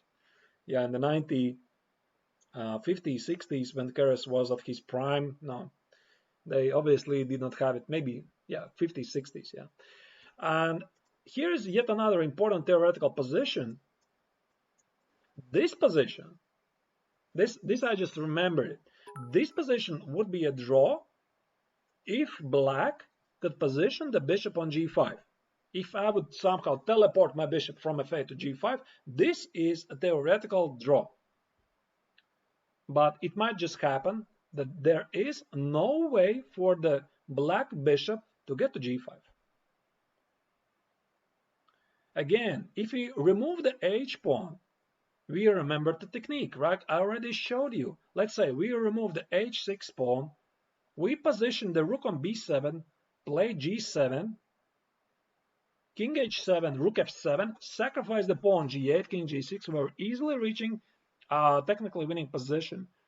What if take on h6? Yeah, take on h6 according to the computer wins. It's not really that obvious, but g6 is also winning. Yeah, here particularly G takes on h6, king h7, not bishop h6, and king f6 actually wins. Yeah, this is a very, very tricky win. If you would ask me, uh, it's not obvious. I would say, oh, easy win.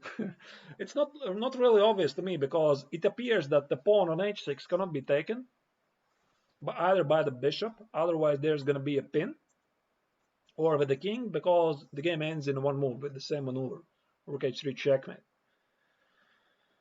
Yeah, I mean, I would remember some principles, obviously. I would not remember the entire solution. So this is why that's my general approach towards the endgames. And I would recommend to you to do the same. I guarantee you won't remember everything. I mean, okay, now you'll remember something because I just showed you in my boot camp and everybody will walk home happily. But are you going to remember it after 3 months? For example, you are going to have a game. Will you be able to reproduce the entire winning idea? Maybe, maybe not.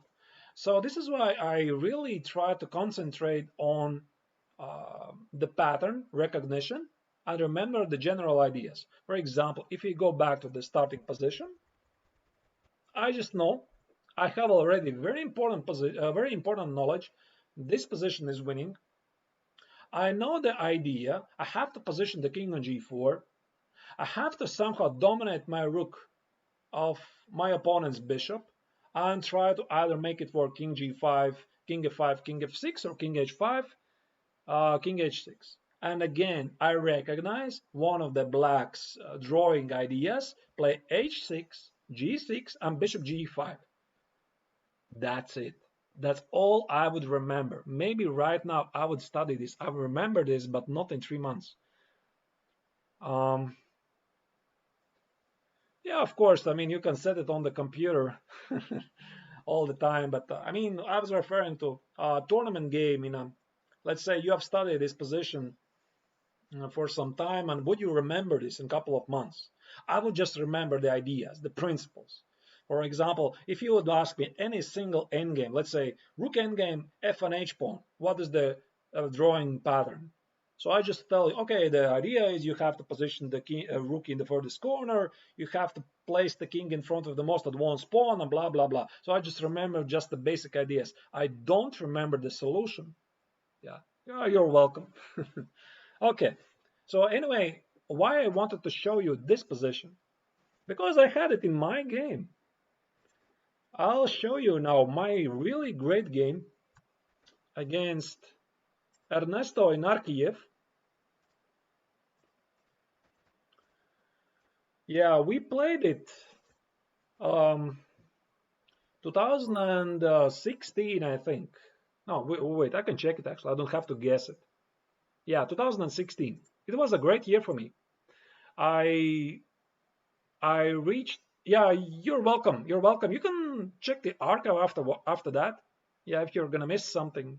Yeah, I appreciate you were here. So 2016 was one of my best years. I reached my career high rating. It was 2631. My live rating was even higher than that. And I was playing in Bundesliga. And I believe that was the year when Inar Kiev was doing really great. No, wait a second. He won the European Championship in 2015, I think. I think so. And he was having really a great time. 2730. He was so strong at those years.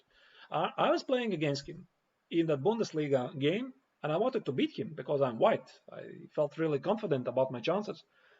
And this particular position, there was really, really fantastic continuation. You can check the entire analysis. It's available on my YouTube site. I analyzed this endgame for something like 15 minutes. It's really crazy endgame. Yeah. But anyway, I mean, I wanted to show you where it arrived.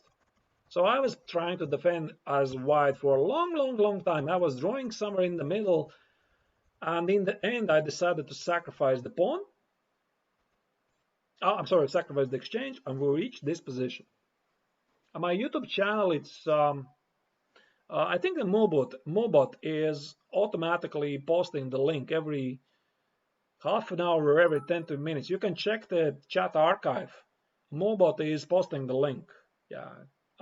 You can do it like this. I did not know this.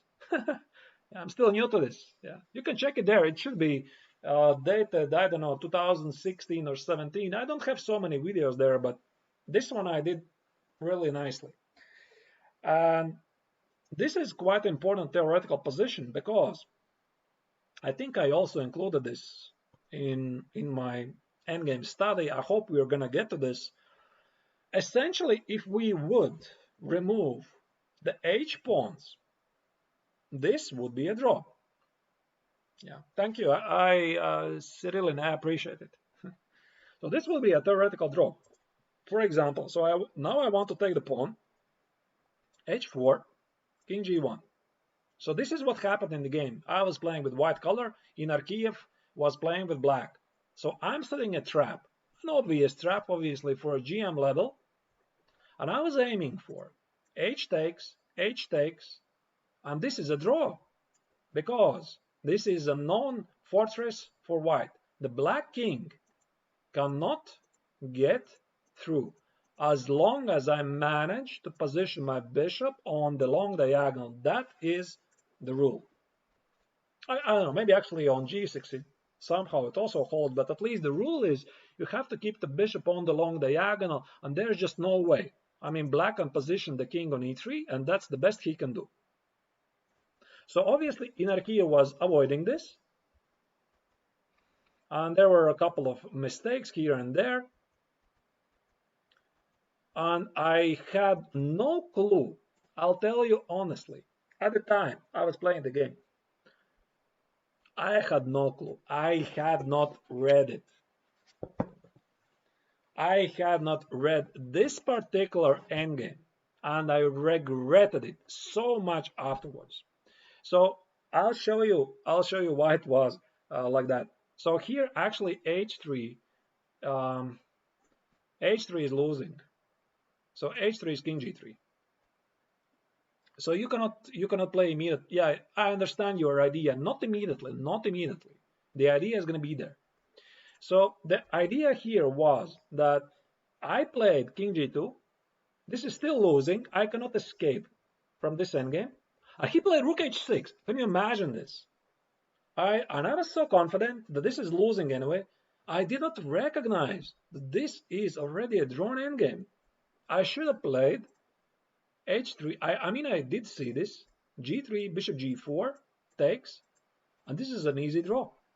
But I did not have the knowledge during the game. But this position is here. So let's say black tries to win this somehow. Let's say like go around here. I probably need to position the bishop somewhere. And I knew, of course, that this position is easily losing for white if I don't have the H pawn, which I already showed you in the beginning of my bootcamp. But I had no knowledge. If the pawn is on H3, what is the difference? And I could not understand it. I mean, in the game, I was guessing. So I did not go for this. So, for example, here, G2, still I play King H2. Oh, what was it? Yeah, so Rook F2. Sorry. Rook F2. Here. Seemingly, I'm cutting the wrong corner. But I'm making a draw with either H4. He is cutting me off to the last rank, and I saw this position. I saw this in the game, but I just did not know, is this a draw or not? So I could not go safely for this. And it appears that black cannot win this position because I am getting out of the corner. With very accurate defense, I'm saving the game. So if I had known this particular position, if I had studied it before, I would have escaped this game with the draw. Where my opponent made a mistake, he made a terrible blunder. He played Rook H6, so he did not recognize, apparently he also had not read the Dvoretsky's endgame manual. He did not recognize this position. He thought, I mean, it's the same. H3, G3, it should be winning for me. What he did recognize is that this position is LK's position, and that he recognized, and he set up the most, the best technique. So this is what he was doing. I had no clue during the game. Is this is winning or not? So I was half guessing. I had a feeling that this is losing somehow. So he was trying to dominate my bishop. And king h3. Finally, he found a way around, and I'm losing the pawn on h2 by force, and on this way I'm also losing the entire game. Yeah. So after that, I studied Dvoretsky's Endgame manual, and I realized that for him the most accurate continuation here, instead of the rook h6, actually was to avoid this trick and play rook b3, rook h3, take on h4, and then resume the technique. Well, this is really deep stuff, isn't it, right? Yeah, so you can, I mean, you can understand this. Okay, I did not know this. I was 2630 at the time. Inar Kiev was 2730. And both of us made a lot of mistakes in this endgame because we had not read this particular paragraph of the book, so we did not know this. So he knew the LK's position, but I knew nothing. Yeah, so I lost this position. Now obviously I know this. So if I would have the chance, I would save this position. All right, let's go further. Let's go further. There's one more, a very important position I would like to continue with. You know, this question I'm getting every single time. Every single time I'm starting a stream. How do you improve at chess? I mean, uh, there is no simple answer. I mean, you have to just devote some time.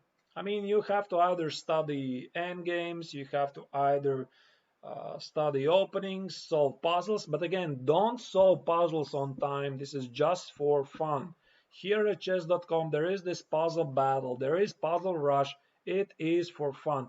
Just pick something and work on it. Unfortunately, there is no such a formula automatically how one should get better. I know it's a very popular question. The next one is usually which book should I read, right? Yeah. That's usually what I'm asked.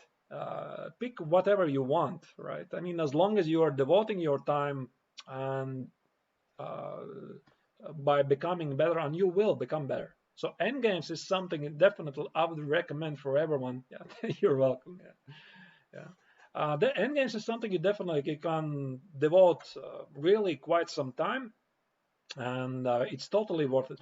I understand it can be boring. I totally understand it. I mean, I had the same opinion maybe 10 years ago. I mean, who studies English? Who cares? What do you need to know there? It is until the moment when you start getting these positions in actual games, and you will, why didn't I check it? And you can imagine how I was feeling during the game against Inarkiev. Why didn't I check it? I mean, I've seen this somewhere, probably in Dvoretsky's Endgame manual, and I did not study this, and now I'm suffering because of all of this. Yeah, as long as exactly, that's a nice quote by Giri. Yeah, totally. I totally support. As long as you're studying and as long as you're enjoying it, it's very important that you're enjoying this. And as I would imagine, since you are watching, I hope you're enjoying. Otherwise, it's why are you doing this, right? Yeah, it's very important to enjoy the game, enjoy the process, what we are doing, and then obviously we are gonna get better. All right. I wanted to show you the next example. And the next example is an endgame study by Enevoldsen, 1949. It's a very tricky endgame. Yeah, thank you. Thank you. I really appreciate it. So white is threatening to play h6 and checkmate ideas.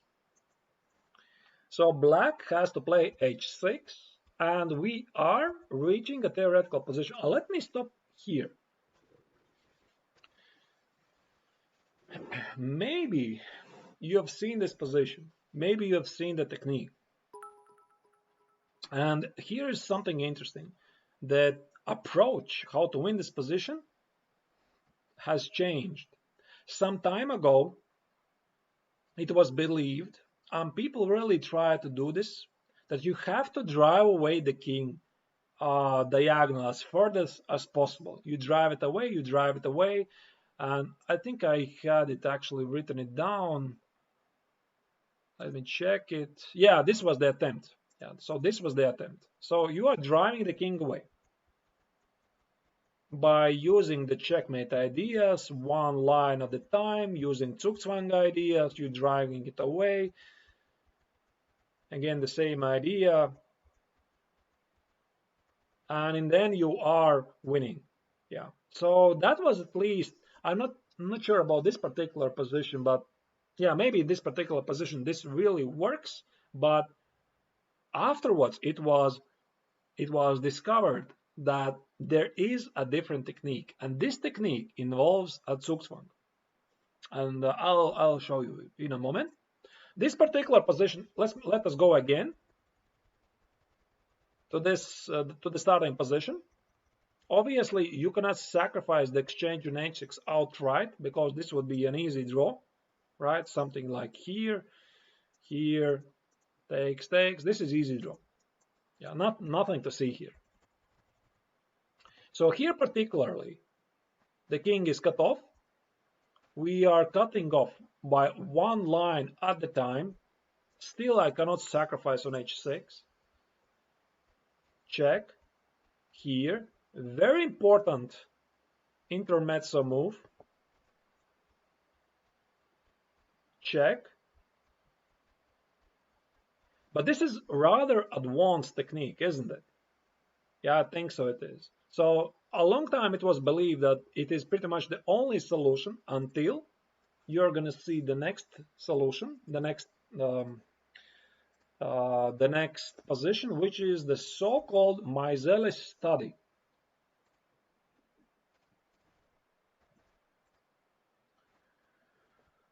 Yeah, and yeah, obviously tactics help. Yeah, if you can solve tactics, but again, don't do this on time. Again, do not really think that when you'll be studying when you'll be doing these puzzle rushes at chess.com, it's not really increasing your mastery. If you want to solve the puzzles, you can do the tactics and the puzzles by doing the survival mode, because it's not pressuring you to make the decision easy, and you won't be rushing by finding the correct solutions, and this way you can actually learn something. It's usually for more advanced players to play, I mean not to play, but solve the puzzles on time, because it's entertaining, it's a show, and everybody loves it, but it doesn't really contribute anything to improving your yeah, it is definitely. You study the book and you'll see it's not boring. It's entirely different chess as you have perhaps thought it is. So here, previously it was believed that again you could try to drive away the king by taking one line at a time until it was discovered that Black is trying to reach this position. This is the critical Zugzwang. And before Meiseles, nobody really understood how important is this position. I mean, nobody had actually discovered this. And White is in a Zugzwang. He cannot go King G1 because Rook E1, checkmate. He cannot go Bishop F6 because of the pin. And let's say if he is going to go somewhere with the bishop, you just take it. And although the white king is in the right corner, I showed you the technique today. I hope you remember, right? With the pawn on h5, it's winning. With the pawn on h4, this is a draw. We had this position before, earlier in our bootcamp. so you can later you can rewind in the archive and still check it, what was the winning continuation. And yeah, yeah, of course. I mean, you have to work very hard on pattern recognition, definitely. So as long as, again, as long as you're enjoying this, yeah, that's probably the most important part. And here the idea is try to get this Zugzwang. So essentially that's what Myzelis discovered it. What was it? Which year is it? 1963. Yeah, it's already quite old analysis. So you have to set up a Zugzwang. So that's the idea. You are trying to checkmate the king. You're trying to cut off to the last rank. King g3, king f1. Now the king is in ideal position on g3. King on f1 is not feeling really so great. And rook e8, you are setting a Zugzwang. So if you would recognize this position, that this is your final goal that you should try to reach, it's so much easier for you to play it out. Okay, let's try to do one more. Let's try to do one more. And this is a famous one. In this example, you're going to see how Garry Kasparov did not win. Garry Kasparov, obviously, one of the greatest players of all times, he played this game in Linares 1993 while still being a world champion against Artur Yusupov. Yeah, I don't know about any apps on the phone. Agard's book calculation, I think it's Grandmaster's level. Yeah, it's not really beginner's level, is it? Yeah, I think it's actually part of a Grandmaster's preparation, wasn't it? Calculation. I've read the book, at least diagonally, some parts. I had it for some time, and maybe it's slightly more advanced. But definitely, if you can extract something useful for you, it's totally great. So, referring to this particular position, again, Kasparov was playing with white in 1993 while still being a world champion. So obviously he lost the title in 2000 to Vladimir Kramnik, and he was the best player in the world, and he still misplayed this endgame. So he was trying to employ one of those strategies to drive off the king by as many lines as possible. Which lessons were removed? To which lessons are you referring to? All of my lessons, which I'm streaming, they remain in Twitch archive for 2 weeks, but I upload them to my YouTube channel. So if you want to find my YouTube channel, you have to type in the chat !YouTube, and it's gonna generate this link to my YouTube channel. You're gonna find all of my videos there. Yeah, it's there. Yeah, it's there. So you can find all of those videos I upload there. I mean, right now I do not have the time to edit all of them because this is so time consuming, you cannot imagine this. Yeah. So here Kasparov was trying this approach to drive away the king. I'm sorry. Yeah, he played rook e7, driving away the king, one line at a time. Again, one more line, one more line, one more line. And his idea was to drive the king as further as possible, then play king b5, sacrifice the exchange on a4, but still, since the black pawn is so much advanced further, he cannot progress. Wait a second. Just a very 30 seconds, and I'll be shortly back. One second. I think I heard something.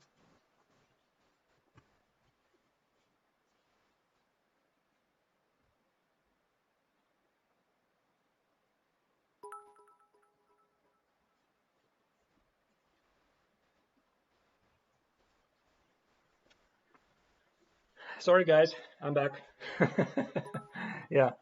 Yeah, it's not pizza. I wish it was pizza. Yeah, I ate pizza a couple of days ago. Yeah. No, it's not a pizza delivery. Right. Okay. So here the idea is that it doesn't really work. It's so far. It's not a delivery. I forgot to do something. So the idea is here that a white cannot really sacrifice the exchange on a4. For example, I would try to do something like here. I don't know, something like here, here, here, here. Ah, how did this happen? Wait a second, I misplayed this. King b5, sack. No, somehow it actually worked for me. It wasn't supposed to work. Yeah, somehow I made it work. Yeah. Oh, I see some Lithuanian guys. Yeah, it's nice that you are watching me. I appreciate it. Braliukas from Lithuania. Yeah.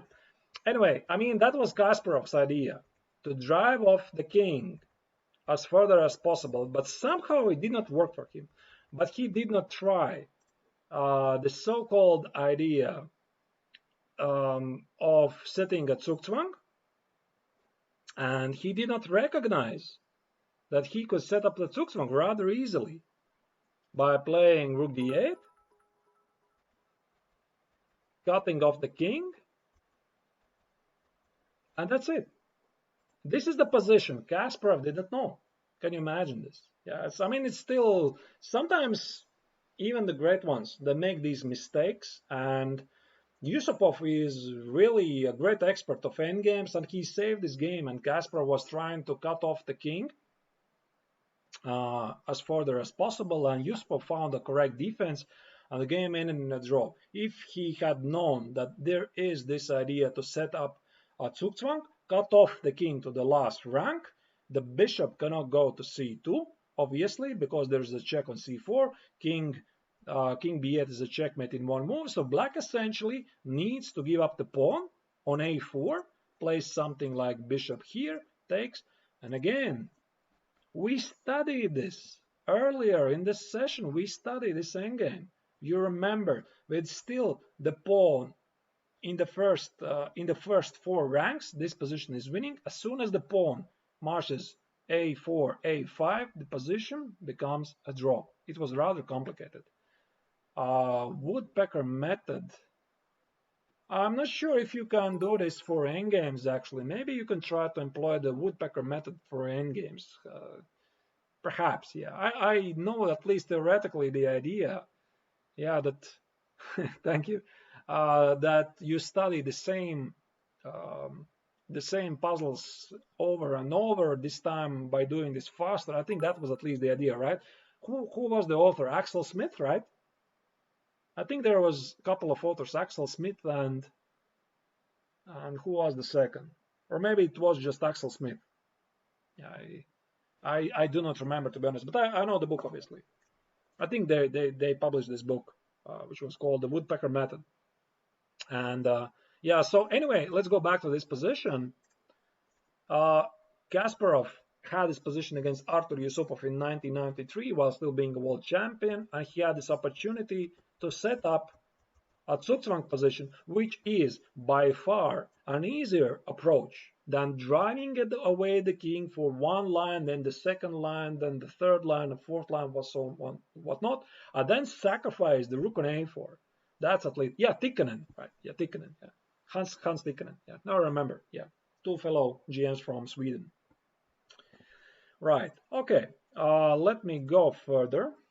Let me check what else is important here. I think I'd like to, there's still a couple of important theoretical positions. I think I won't be able to show you all of them. So I'll just show you some crucial moments. So let me start with this one.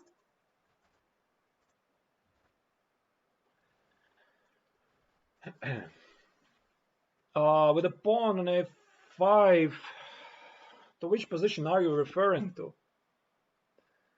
Obviously, you're referring to the previous endgame, Kasparov against Yusupov, right? If you win the pawn, you mean what is the question in general? I just don't understand it. If you win the black pawn, and the white pawn remains on a4, it's still winning. If the pawn crosses the middle of the board, it becomes a draw. I showed you this technique in the beginning of this boot camp. It's rather tricky. Yeah, it's rather tricky. If you don't remember this, you can check the archive later. I'm gonna have it. You can check it definitely. So it's very difficult to find it over the board if you don't know the technique, right? Okay, so about this position, I wanted to show you it's a very, very important endgame. And the idea is here that white cannot progress. White cannot progress. Black has effectively built a fortress, and white cannot get through. So the best attempt for white is to try to play h4, position the rook here, play g4, and rook takes on g4. Now, if we know this, the only move here for black, I apologize, pretty much the only move is bishop a1. Now, this is something, isn't it? I mean, why bishop a1? Why? What's so important about this? So let me go back. So let's say h4. I'm going to play the human move bishop d4, because if I position the bishop in the corner, then he has no options to go to other diagonals, right? So bishop d4, here, g4, white wins an essential tempo, and you already know if white is going to take on h5, g takes, and the h5 pawn falls, you recognize this, a theoretically winning position, because the h pawn has not crossed the center of the board. Again, the long diagonal, exactly, yeah, you're right. And again, you're threatening to take on h5, so black takes, he plays here. Now the g7 pawn falls, so the only chance for black is try to win this pawn, but he cannot do this. And that's it. So maybe something like bishop e1, here, and here. Yeah, this still is rather, I mean, okay, this is obviously easily losing, but this endgame can be rather tricky, but it's already losing. So bishop d4 was the losing move. And the correct defense here in this position, so h4 is really, really nice attempt for white to try to win this. h3, g4 gives nothing, because white still cannot penetrate none of these squares. The king is taking care of these squares, bishop is taking care of this square, and this pawn is guarding this square. So h3, g4 gives nothing. So the best attempt for white is to push h4 and g4. So bishop a1, here, which results in an easy theoretical draw. Yeah, so it's quite important position to know. And let me go to the next example. There are not so many of them left. Very quickly, I'll show you this one.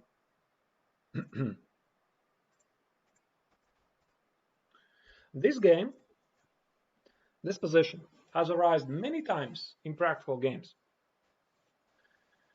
It was believed for a long time this is a draw. It's not. It's losing.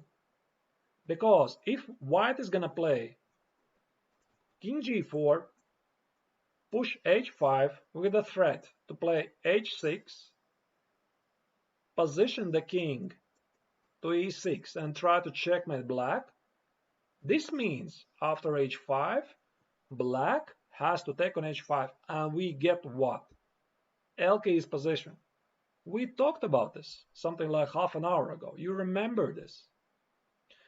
If we would remove the h pawns, this would be a draw. For example, white would play h5, h takes, or if black had the pawn not on h7, but on h5, this would be a draw. Why is that?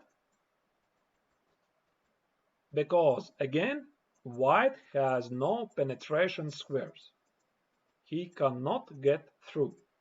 So it's really, really, yeah, I'm sorry. I mean, if it's difficult, these are essentially the most important positions of the rook versus bishop endgame. So it's quite important.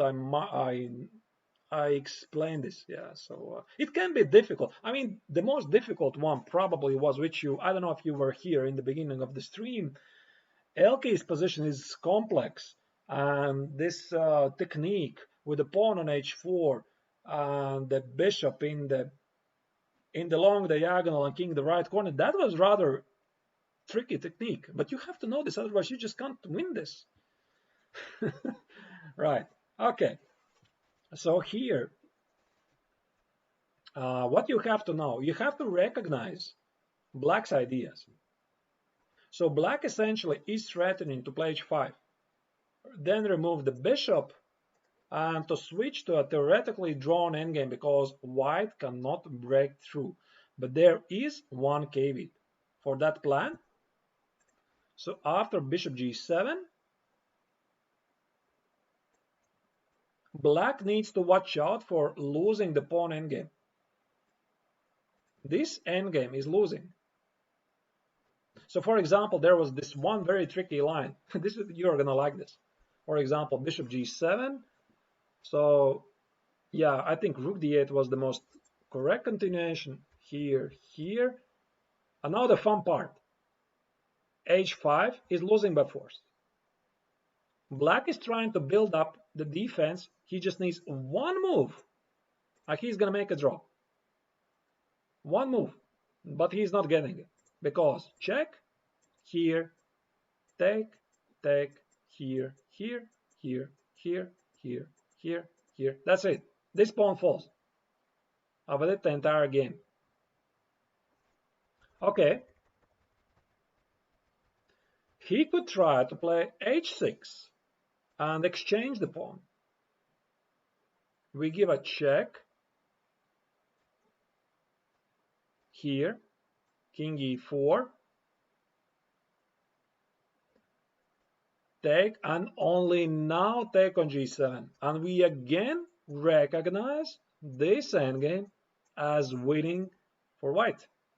Yeah, again, that's the motive. I mean, without it, you cannot win. Yeah, I have played against Magnus, but only online. I played against him 6 games. I made 2 draws, and he destroyed me in the rest. Yeah, he's super strong, isn't he? You're playing some blitz games, 3+0. Yeah, so this doesn't work. So black cannot really push the pawn forward. And if he doesn't do this, let's say rook b8, he does something else. Bishop c3, here, then we transform to the Elke's endgame. Yeah, I know, it's very complex. I mean, white is going to push h5, g takes, king h5, king g4, then dominate the bishop. And then what was the idea? You remember, right? We exchanged these pawns. I'm sorry. And then either push king h5, king f6, king h6, or king f5, king f6 by dominating this bishop with the rook. That was at least the general idea. How to do it properly, I mean, you have to figure it out yourself over the board. It's rather tricky, and it's quite impossible to remember. So this is why I just won't even attempt to do this. Okay.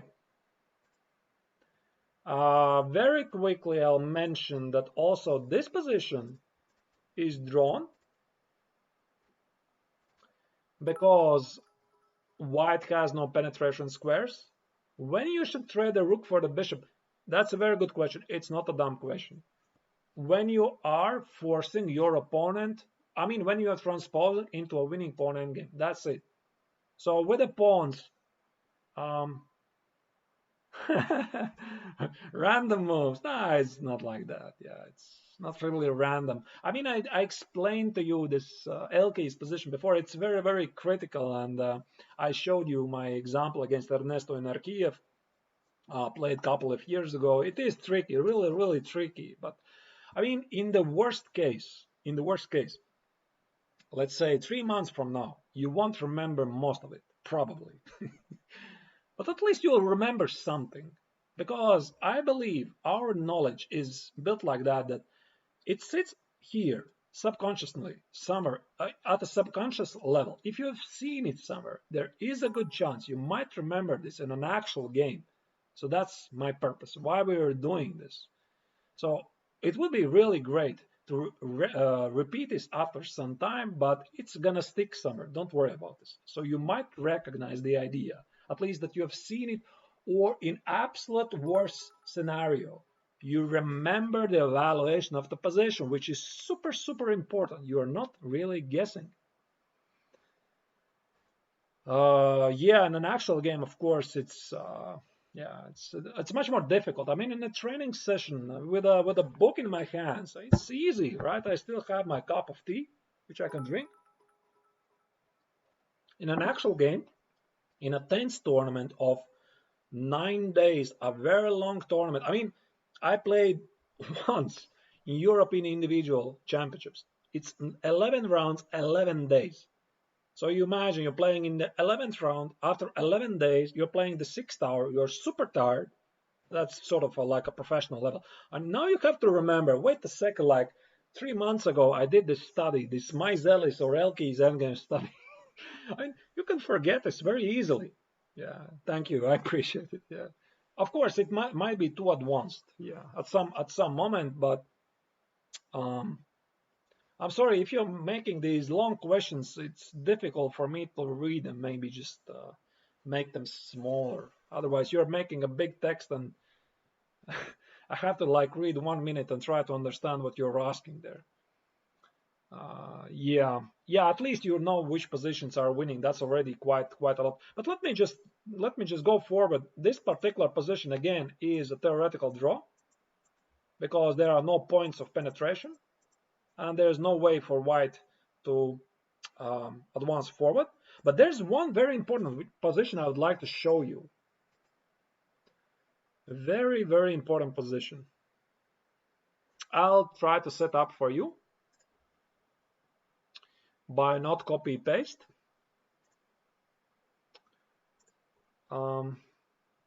Because presumably I remember this. So I don't have to rely on what's written down for me. So this position, and I hope you're going to remember it, because this is not difficult.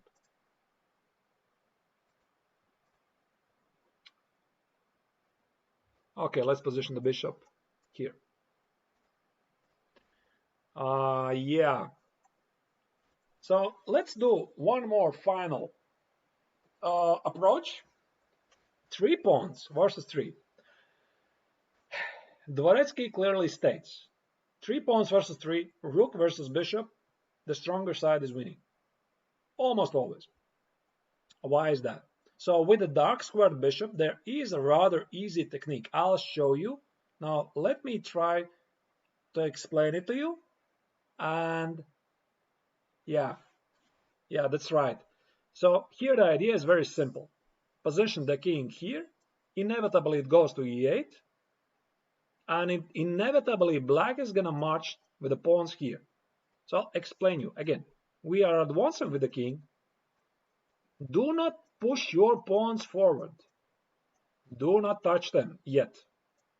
So let's say black is doing nothing. You are marching forward. You are marching forward here. h5 is still a good move.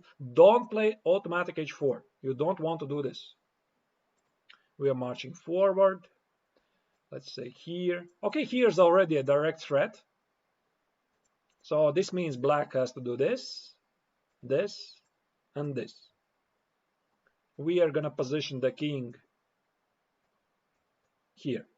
Now, It's pretty much inevitable. Yeah. No.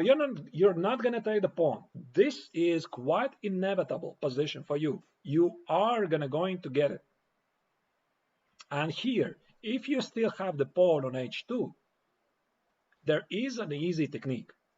Very easy. So now what you do? You play. You position the pawn here. He's standing and doing nothing. Okay, let's not blunder the rook. Position the pawn here. Position the rook here. Position the rook behind and push g4. That's it. That's all you need to know about this position.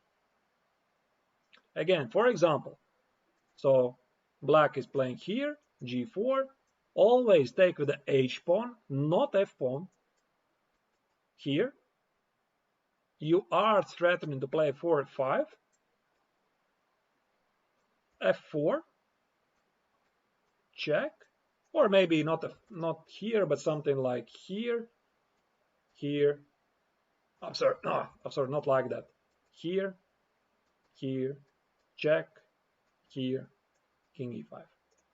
It's actually rather easy. Again, let's go back. How did it happen? We are running to e8. Do not touch the pawns. Running to e8. He can try to stop me, but it's quite inevitable. You're gonna get there. Of course, this is the fastest way. Yeah, he can try. Yeah. So you might actually position your rook here on a4 to stop it, not to allow it. Yeah, he could try actually to exchange the pawns. Every exchange is in your opponent's favor. Every single exchange. You want to keep on the board as many pawns as you can. And here again, the idea is you bring the king to e6, you push the pawn f3, h3, put the rook behind, play rook g2, and quite inevitably win this position. I think it's quite simple actually. You can try to repeat this yourself a couple of times and you'll find it out. It works nicely. There is one important moment. I could have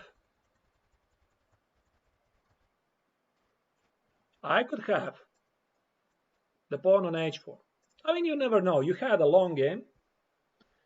Why start with f3? You can start with h3, then f3. The idea is anyway, h3, f3, rook g2, and g4. That is the idea.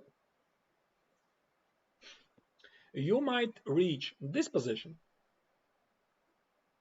So in this position, you don't have access to this plan. You cannot play f3, g4. So that doesn't work. You still are trying to employ the same idea. By the way, if we remove the f pawns, do you remember the evaluation of the position? I showed you this position. Remove the f pawns. That's a theoretical draw. There are no points of penetration. So we are not going to do this. We are not going to push the pawns forward if we don't have to. We have to be really careful here. So again, we are marching towards e8.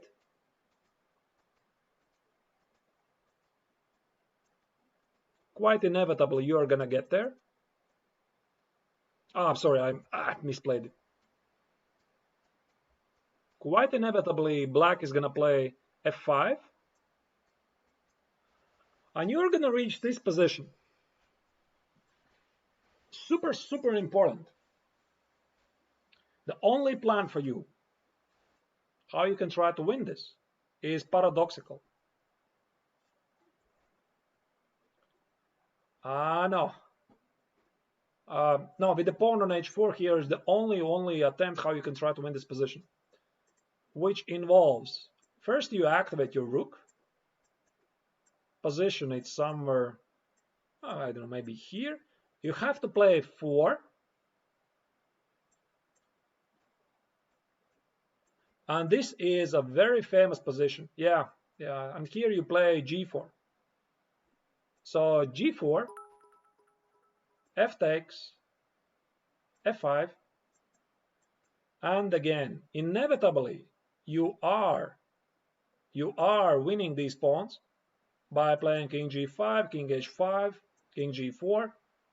You eat those pawns, and you are transforming to a theoretically winning position because the pawn has not crossed the middle line of the board, which I explained to you earlier. Oh, sorry. No, it's not even like that. No, it doesn't even matter because the black king is in the wrong corner. Yeah, I'm sorry, I mixed up. It's in the wrong corner. If black plays bishop d4, yeah, but where? Where? You mean here? You cannot really take those pawns. Something like bishop d4, I could play immediately here, king f6, and king g5. This pawn falls, everything falls. Yeah, it doesn't really work. And I'll tell you honestly, this is pretty much the only technique. Again, if you don't know this in the game, find out. Play f4, g4. This is crazy. So the actual stuff, let me try to find it. I had written it down.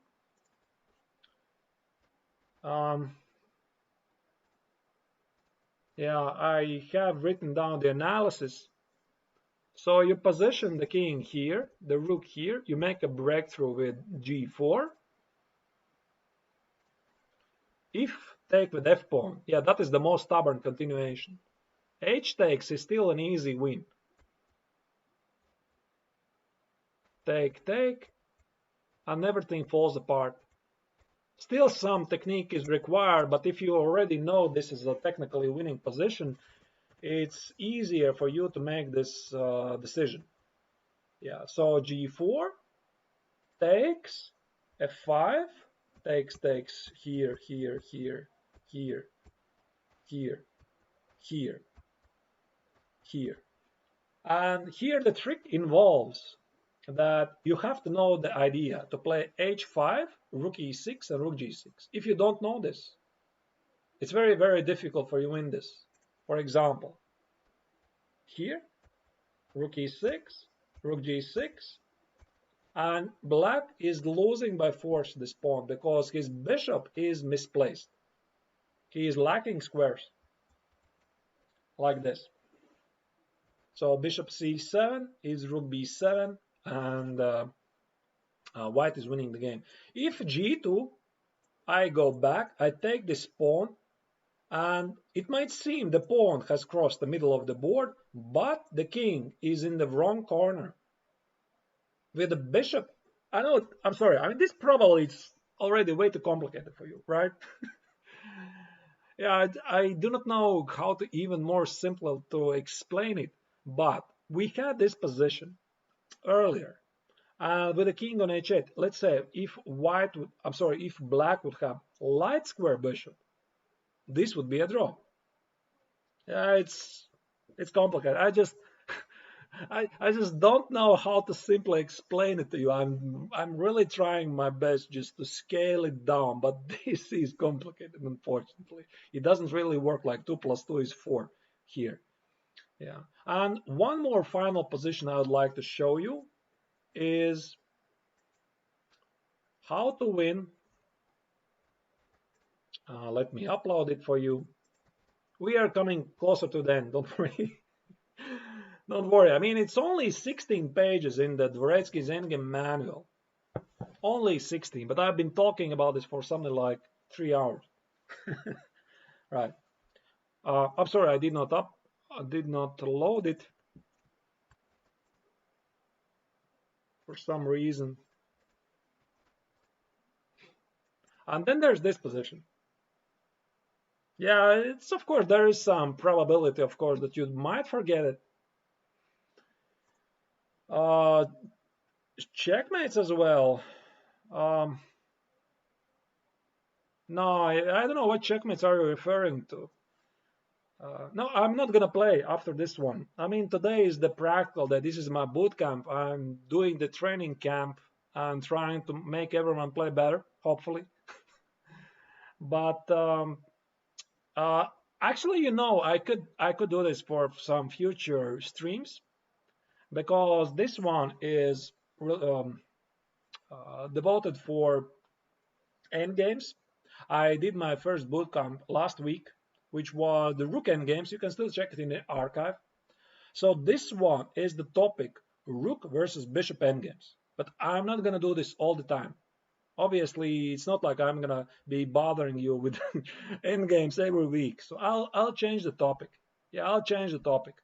And I'll also try to do some calculation, some tactics, solving puzzles. Yeah, by the way, if you want to solve puzzles with me, you should come by every Wednesday, because every Wednesday, that's the day when I'm solving puzzles. And I usually try to start with survival mode, and I really explain in detail.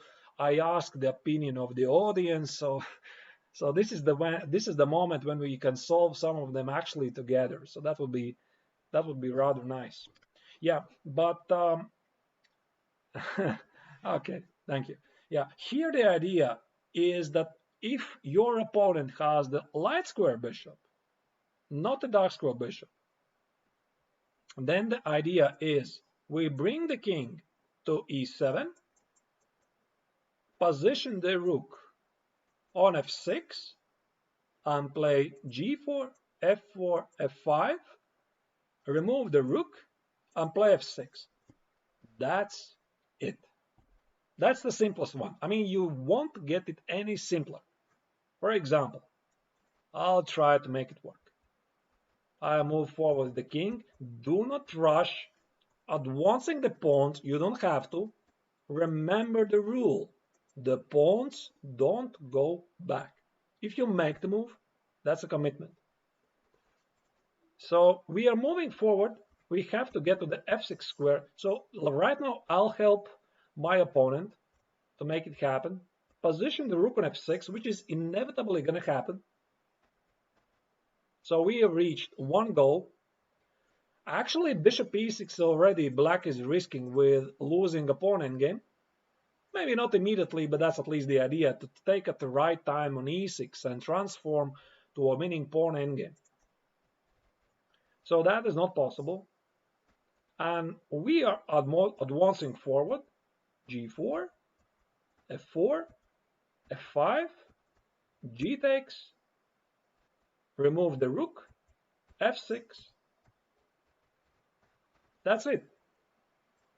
That's it. I mean, it might obviously something happen in between, some adventures here and there, but that's the technique. No, it's not a draw. Dvoretsky said this in the book, with rook versus bishop, 3 pawns each side is almost never a draw. So it have to be really some specifics in white's position, I mean in the stronger side's position, when he cannot win this. Pretty much every single position, 3 pawns versus 3, is going to be winning. 2 pawns versus 2, that's more complicated. Then we have the Elke's position, then we have the Maiseli study and whatnot. I mean, it's really so complicated. 3 plus 3, this is easy. Again, you remember, right? Very quickly, with a light square bishop, again, the technique is get to the king to f6. I'm sorry, king on e7, put the rook on f6, put the pawn on f5, f6, march around, and that's it. I don't think there's anything, yeah, it's definitely doable.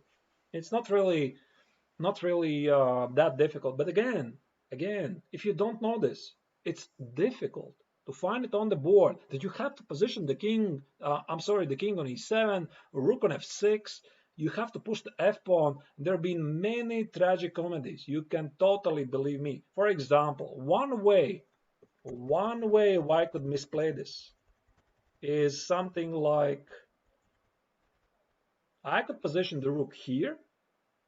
Now how to do this? For example, h3, no, I'm sorry, bishop d5. No, instead of the bishop d5, let's start with h5, here, exchanging too many pawns. This is still winning, but for example, this is already a draw. That's a draw. So you play f4, f5, g takes with the rook, and white cannot get through. That's it. It's very easy to misplay this. So you should recognize the idea. So you should push the pawn to f6 and get to the f7 pawn. If it's not possible, then most likely it's going to be a draw. And the other position, was with the dark square bishop, which I already showed to you, was this one. Essentially, black is going to position 3 pawns connected. Yeah, 3 pawns connected. I mean traditional 3 pawns. FGH on one side, and presumably they're positioned nicely. They're not doubled. They're not positioned elsewhere. I don't know about any other positions really so well. I mean, you have to look at every example specifically. I'm referring to these positions. So here again, you might remember the idea was rather simple. Position the king on f6, e6, play f3, h3, put the rook behind, and play g4. Take with the h pawn, take with the rook f4, and you're winning the position. Again, would you know this? Would you actually think about this in an actual game? If you would have this position, can you tell me honestly? I'm sorry, it's black to move. Would you be even thinking about f3, h3, and rook g2? Uh, it's not obvious, right? But if you know the technique, it becomes easy. If you don't, it's almost impossible to break through. So because you might play something like, I don't know, h3, maybe g4, takes, and most likely this game is going to end in the draw. Most likely. Because black is setting up an active defense and setting up a barrier. Did I miss something? I missed a rook, right? I just wanted to show you the idea. I just didn't pay attention where the rook is standing, but at least that was the idea. Right. Okay. I think I showed to you all of the samples. There were some more analysis, obviously, but pretty much that was it. That was it. I mean, that was the most crucial endgames of rook versus bishop. So the simplest ones, I don't know where are the simple ones, to be honest. I showed you how to, for example, this position was super critical. I showed you in the beginning, right? You might still remember this if you were here in the beginning. Super critical, yeah. With the pawn, yeah, at you, yeah. So with the pawn on h4, it's still winning. With the pawn on h5, it's a draw. And how to actually do this? What was the pattern here? For example, why the bishop should be standing on the long diagonal. I hope now you remember this. Yeah, I mean with the pawn on h5, this is a draw as long as the bishop stays on the long diagonal. I don't know if you were here in the beginning of my bootcamp when I was explaining this. If you were not, you can still check the archive and try to learn this.